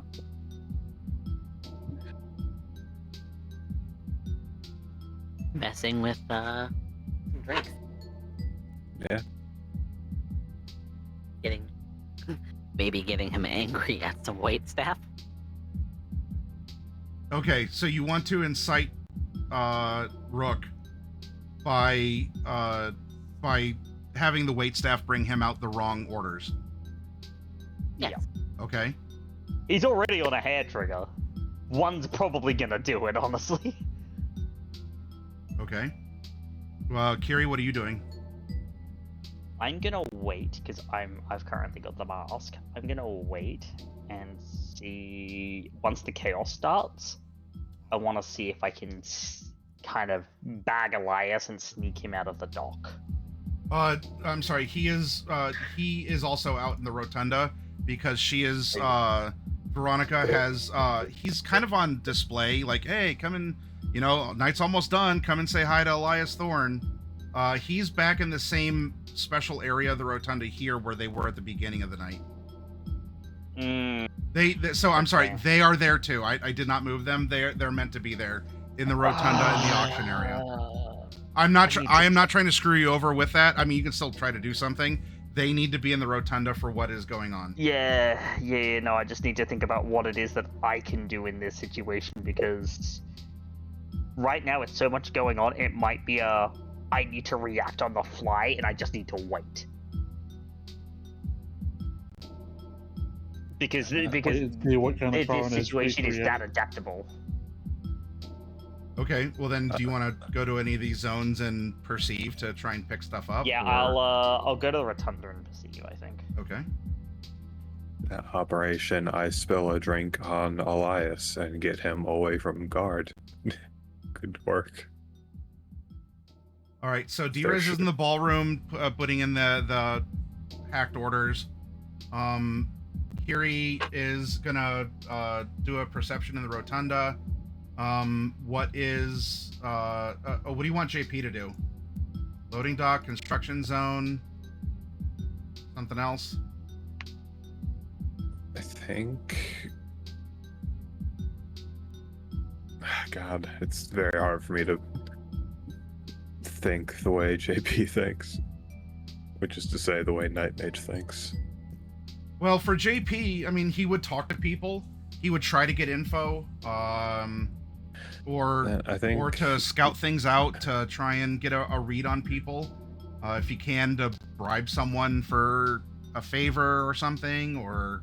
Yeah. You know, by default, he could do any of those reception things, and you could just choose a zone to get a clue in.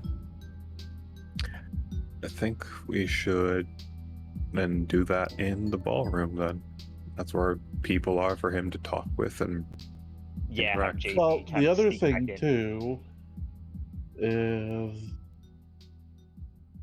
Should slip back into the construction zone, see if he can sabotage something as well. Yeah, that's not in his skill set. Not his style. It's not his style, it's not his skill set. If it was plant something pre-prepared, he'd be able to do that. No, but there are construction workers, or if you're suspicious enough, construction workers that are back there.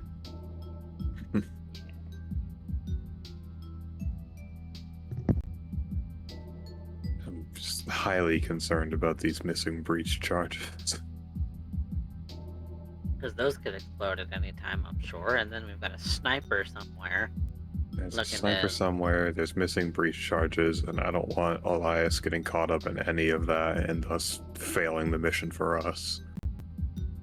Well, if you're worried about that, I mean, JP can say when he was in the construction zone, like, the top of the stage would be kind of like this upper level area of the back. You can have him check that area out. Yeah, sure. Okay. I get the impression that we're not the only team here to cause problems. The question, I guess, then is, who makes their move?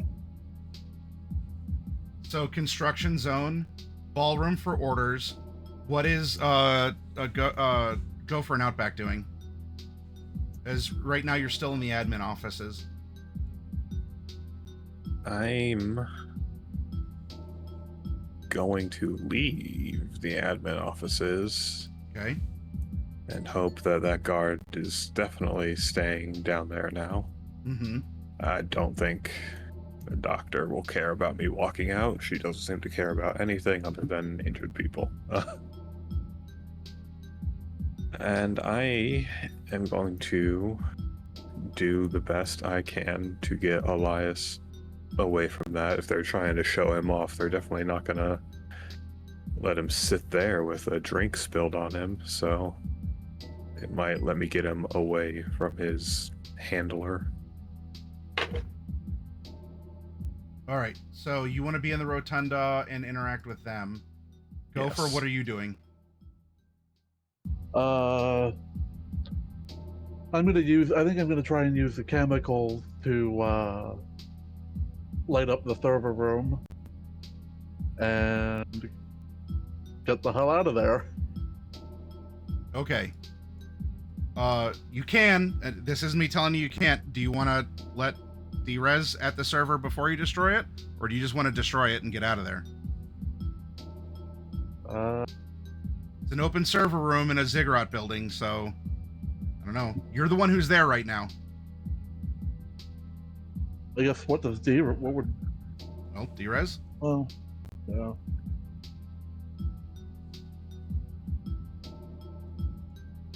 Right now, since the time is almost up, she's focusing on getting Elias Thorne out, whatever that means. It's kind of That's going to be her non-area. focus. So aside Okay. from his causing the chaos with drinks, because she doesn't need to be present for that, she's otherwise going to be in the rotunda offering whatever aid might come up necessary. Okay. So you're giving watching- Gopher clearance, like destroy the server. I'm not going to be there at all. Do whatever he wants. We don't have time for her to go fishing through giant servers. Okay. All right then. I'm going to light up the servers. Okay. I'm causing chaos with drinks. Let's just fuck up everybody's drinks. Yeah, make everyone angry. Okay. Because then we could blame it on a system glitch and it wouldn't look targeted, kind of thing. Yeah.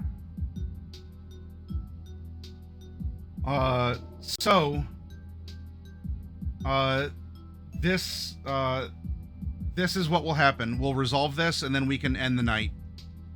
Since things are set, and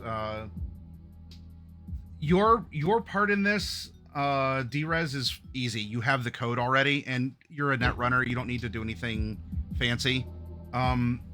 You get in through the system, and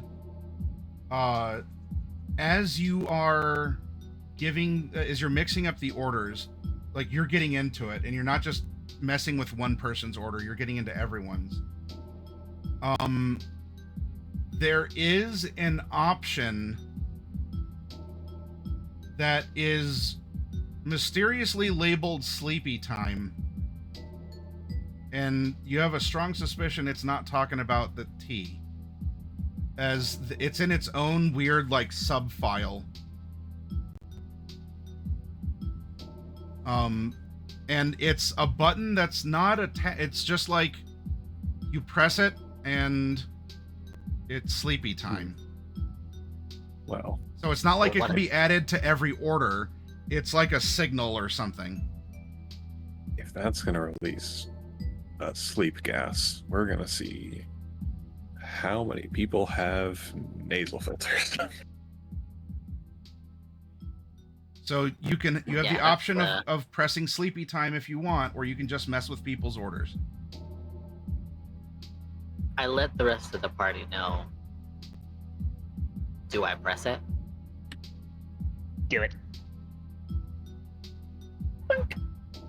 Okay. Big red button pressed. Well, then whatever happens, it's sleepy time for someone or someone's. And the orders are also mixed up. Hmm. JP in the loading dock with the There's lead pipe. definitely, Or no, I'm sorry, in the construction zone. there's definitely never been anything that's bad happened from someone saying, I wonder what this button does. That's definitely not in the Dumb Ways to Look. Die song. Look, you put a bunch of corpos in a room that D-Rez otherwise doesn't have any compunctions about, just like ruining their day. She's gonna make them all go sleepy time. She's gonna push the big red button. I wonder what's this button do. Well, you may or may not find out soon. As a hacktivist, she makes And sure that hey, everyone. if that's a sleep gas and you don't have nasal filters, then clearly it couldn't have been you. Clearly not. No one would ever do something that would possibly affect them. In fact, she doesn't have any filters yet. Oh, this is. I mean, it could also be that it's just spike everything going out of the kitchen. There may not necessarily be a sleep gas. All right, Not. because this is the construction zone between 10 and 10:30. Party's decision. Do you want a special time thing, or do you want the high info? Well, we just set off at least two things that are gonna go off soon. I think we're back on wanting timed information. Yep. Okay. Then with this, in the construction area,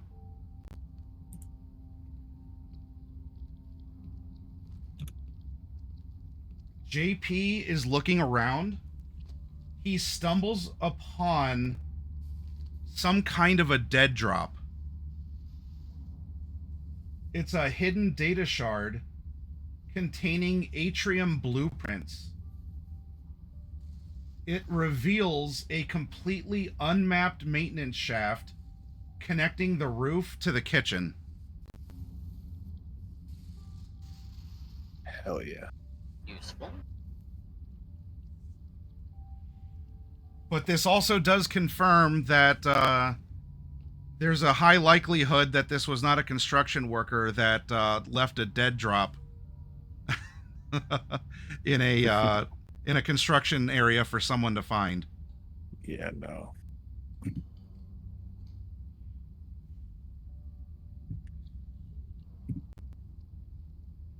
Okay.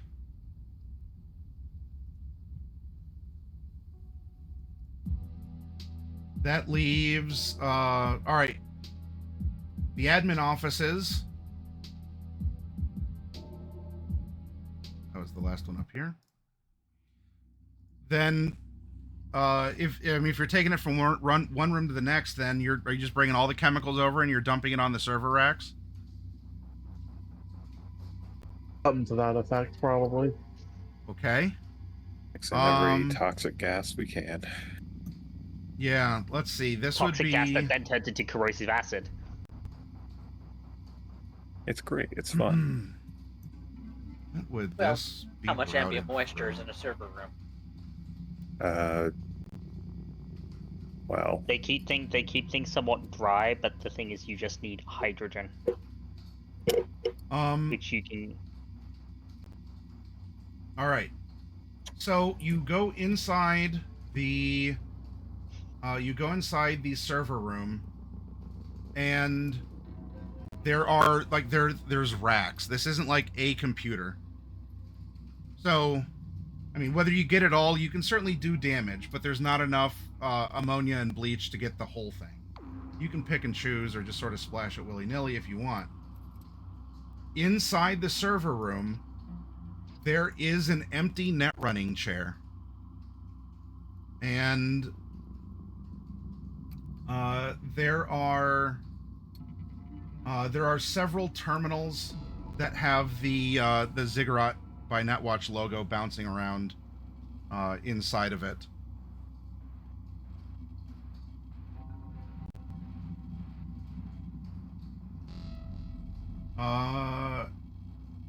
would we do this in a way that you're not going to poison or blind yourself?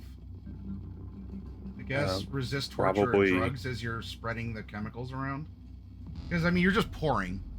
But, yeah, you're just pouring stuff. This is to try and resist as the gas and everything you're gonna combines. need a whole breath. Yeah.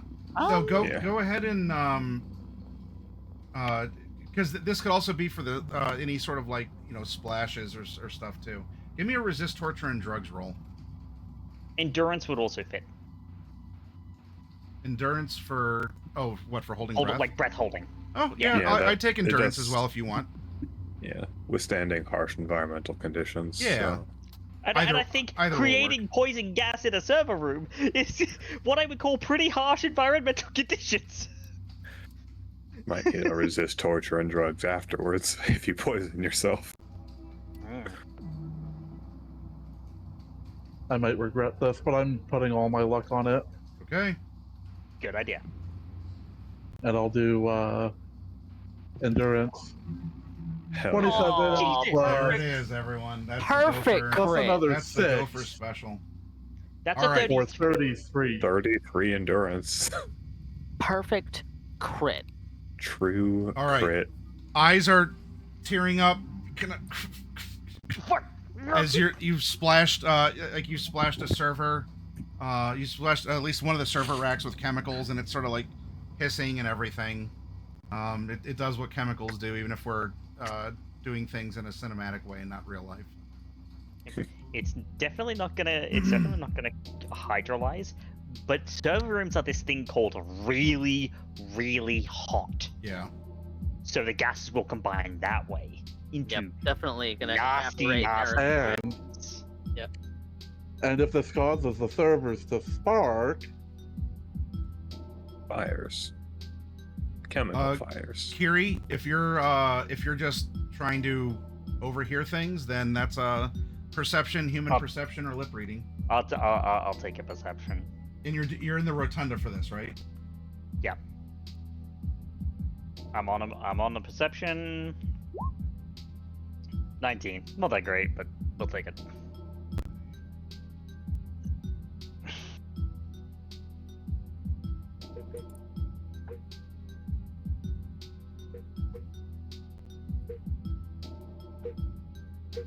Oh, nice. We're between 10 and 11 o'clock. All right. You figure out the tell for the bidding war. The +1 seemingly never moves. But every time Vanta, not through voice, but every time Vanta bids, the +1's blank eyes briefly dilate further. And you catch a highly localized, I guess this would be like a visible indicator. Tight beam micro transmission pulsing directly to the receiver of the bids. So it could be like a little IR reader or something like that, or it'd be like a little light that would light up.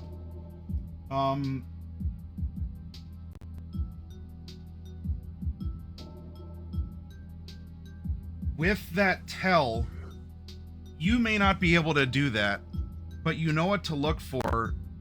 I don't think you, Kiri, have the gear, but D-Res might be able to find a way to actually intercept the signal itself and not just see that there's a little like a twitch or a transmission, like a tell between how Vanta is processing and the +1 is acting, such that it might be a signal that could be intercepted or read or spoofed in some way, if you choose to do so. That's your call, though, Kiri. You seem to have a cautious... you want to be cautious around them, but you figured out at least the tell between Vanta and the +1 when it comes to bidding on items. I'm not gonna tell D this. I'm gonna hold it in my back pocket because I think that's the thing that I can use to gain respect with them. Information is power, right? Mm-hmm. So if I play that in like yeah, I know what your tells are, right? Okay. Yep. So you figured out the dark and mysterious figure actually has maybe a shred of humanity, and that there is a small behavioral tell that Vanta has to signal to the +1 when to bid against Vond and Vankov. All right. Yep. You have data on Data Inc. All right. Then the last one, Outback. You wanted to approach Thorne. Yep. Okay. So he's kind of just being shown off here. The one remaining guard. Now, this guard up here, I mean, could technically act, but he's more interested in watching, especially with as loud as Vankov is. He's like, "What? Up again? Oh, ridiculous! Why is someone paying this much? Fine, I guess I'll have to." And he like ups his bid. So Yeah. he is close to Thorne, but he's not paying attention to Thorne. Right. The last remaining guard is there on guard duty, and you have his handler here as well. Yeah. So as you approach, I'm thinking of running this under an acting check, because Vankov has so wonderfully placed himself as the closest to where Elias is, and he seems to be very gesticulative in his bidding. If he were to, say, accidentally bump me with his arm as I'm walking around, pulling out my wonderful flask of moonshine, okay, and perhaps hit me and cause that vial to spill over Elias, he will obviously need to make a retreat to the bathrooms to get cleaned up. Can't have the guy you're showing off be all covered in alcohol. all right. How are you getting past the guard and the handler then? Well, I'm falling and throwing the flask I acquired at him, Okay. but making it look like I'm just falling because I was bumped a little too hard by Vankov's very powerful arms. Okay. Sure. Roll acting. Yes. If this doesn't work, then I'm gonna really hope sleepy time happens soon. There's acting. There it is. I got nothing to put on this, so... Yikes.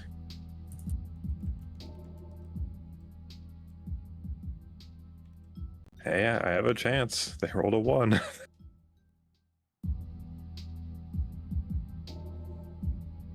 Gotta roll another d10 to... Roll 20 says Yeah. it's rolling the dice. It's really rolling. It's The really command is in amping up. I swear I have It's fiber optic over, internet. like- It shouldn't be taking this long. So about It's not really Foundry. roll- It's got a sense for the Yep, dramatic. it's rolling the dice. Hey, there we go.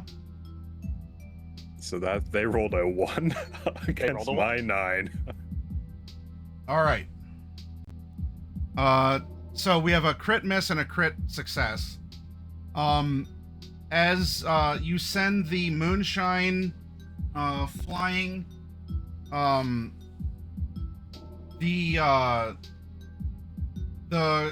guard is kind of is oblivious to your acting there, and we can actually tie this into what Gopher is doing as well. Though his handler, oh, accidents happen, it's fine. And she pulls the kerchief out of her suit and she begins dabbing at Elias. Oh, powerful stuff. They don't serve that at the bar, do they? No. That's something you pick up on the road. As you're speaking to her, her eyes actually stop processing data for a while now. Well, I mean, not like, oh, you've seen it for a half hour. And the guard, who is going to say something, is also distracted as you see the collar the collar like glitches out and the lights turn off in it too. Oh man, I'm sorry. Did I get your collar too? And she looks over to the other guard that's watching the auction, and his collar's also out. You disrupted their tactical network. Yes! Thank you, Gopher! Thank you! Yeah! Now that you can see into her eyes, she also has blue eyes. Oh, go figure. Mrs. Blue Eyes. Maybe not completely albino, because then they'd be kind of like pinky red, but she also stops for that moment, and the smile reactivates, though it's because of muscles and not, signals. Oh, accidents happen everywhere. That's why we're prepared. Did you wish to speak to Mr. Thorne? Did you have Well, questions sir. for him, or something that he has accomplished to be our VIP? Oh, well, you said he accomplished things, so, what exactly have you done? So you got a nice suit on there? Gestures at his own Militech suit. I found a way to just compile data efficiently, and saves the company money, and so wanted to reward me. He seems well. very cowed. Well, Humble as always, Mr. Thorne. Humble as always. This is very stimulating for him. He's used to being in our very quiet offices. But it's important to show him off to everyone here and let everyone see just what an asset he is. Quite an asset indeed. It's always good when you find people who save things. Human perception. Sorry. Yes. Dry throat. Okay. No, sorry about your dry throat. I'm just gonna make a check it for happens. no It's reason. alright, we're almost done tonight. So. I'm just gonna make a random check for no reason whatsoever. Yeah, I mean, your fingers slip and things happen. Oh. Alright. Outback reading people's just the... It ain't your thing. It's so hard. It's so hard. Even with a plus 10. Like me.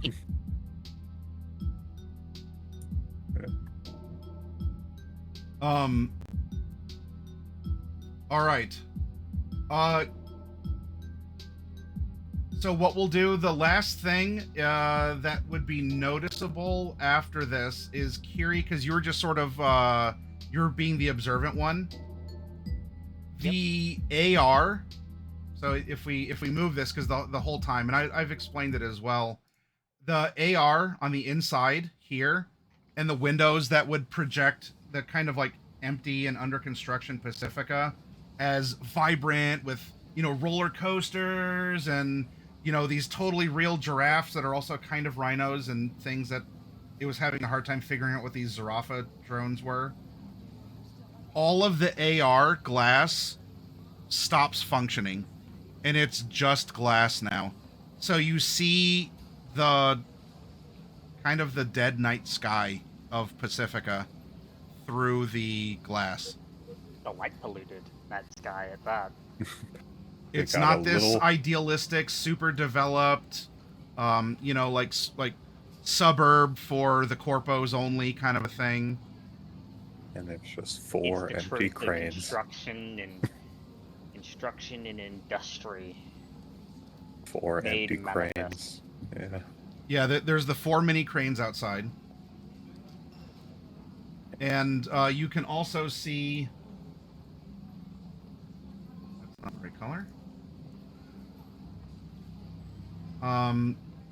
Like, there's the rotunda, but you can also see the, like, it wouldn't be in perspective here, but that there's, like, the in construction part of the back half of the glass atrium also, because that rises up above the glass ceiling itself and above the mezzanine. Yep. And the response there in the group chat is go time. Make a perception, straight up perception. Perception. I'm good at perception. You going to be nice to me, Dice? You are. 22. 22. From the rooftop, flying away is a delivery drone.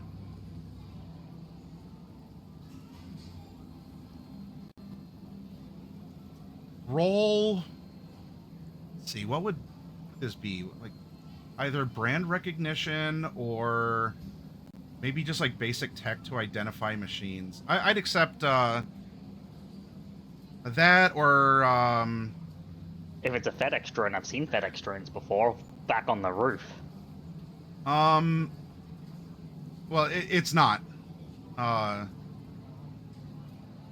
If you have any piloting aircraft, maybe, because there'd be some familiarity with things that fly.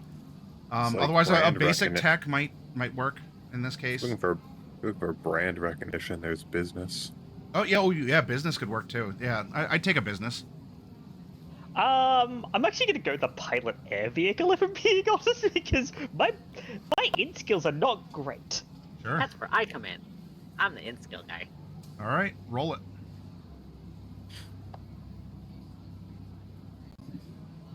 Yeah, so as a note, I can basically pilot everything.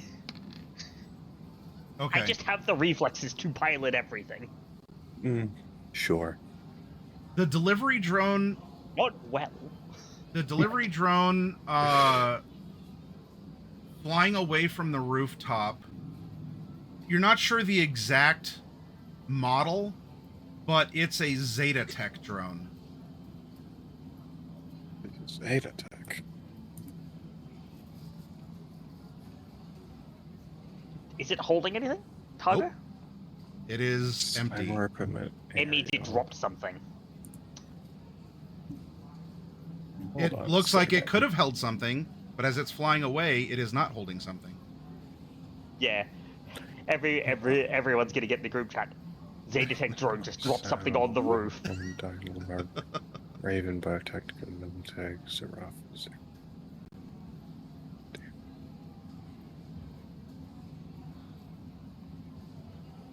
Zeta Tech has nothing related to this tonight. Yeah, they have not been mentioned at all. Zeta Tech is not one of those 20 sponsors that's supposed to be. No, they are not. Unless they're somehow the unknown sponsor, but I doubt Zeta Tech is involved in luxury authentic jackets, so... No, I think Zeta Tech's just delivery for whatever's going on. Yeah. That or they have something to do. That or they have something to do with Yeah. the petrochem. That'll be targeting. next time. It'll be next time. But if it matters, because you brought up FedEx, you recognize the shape of the drone as sort of like, okay, that's like the profile. I don't exactly know the model of this. It's a Zeta Tech, but it doesn't say Zeta Tech. It doesn't say delivery. FedEx. It doesn't say FedEx. It says nothing. It has the silhouette, like the shape of a Zeta Tech drone. Unmarked vehicle. But it isn't, yeah. And that's exactly why Kiri was like, someone just got something delivered to the roof. Dun dun. Well, and conveniently, you have your next half-hour chunk coming up next Friday. So that's if you even want to investigate. Sometimes maybe you don't want to know things. No, sometimes I think it might be an idea to get Elias Thorne out of here before shit really goes south. Yeah, because But that'll be next time. There is a creeping suspicion that something missing charges, mysterious Zeta Yeah. Tech drone, sleepy time button. I would have been a lot happier about that drone if it was taking something. Laser sight because on an exec. if that drone had been taking something away, I would have been like, oh, so Sun was just here to steal breaching charges. But no. We Well, must go. good We must server away choice and to now. acid wash there, Gopher. We must away.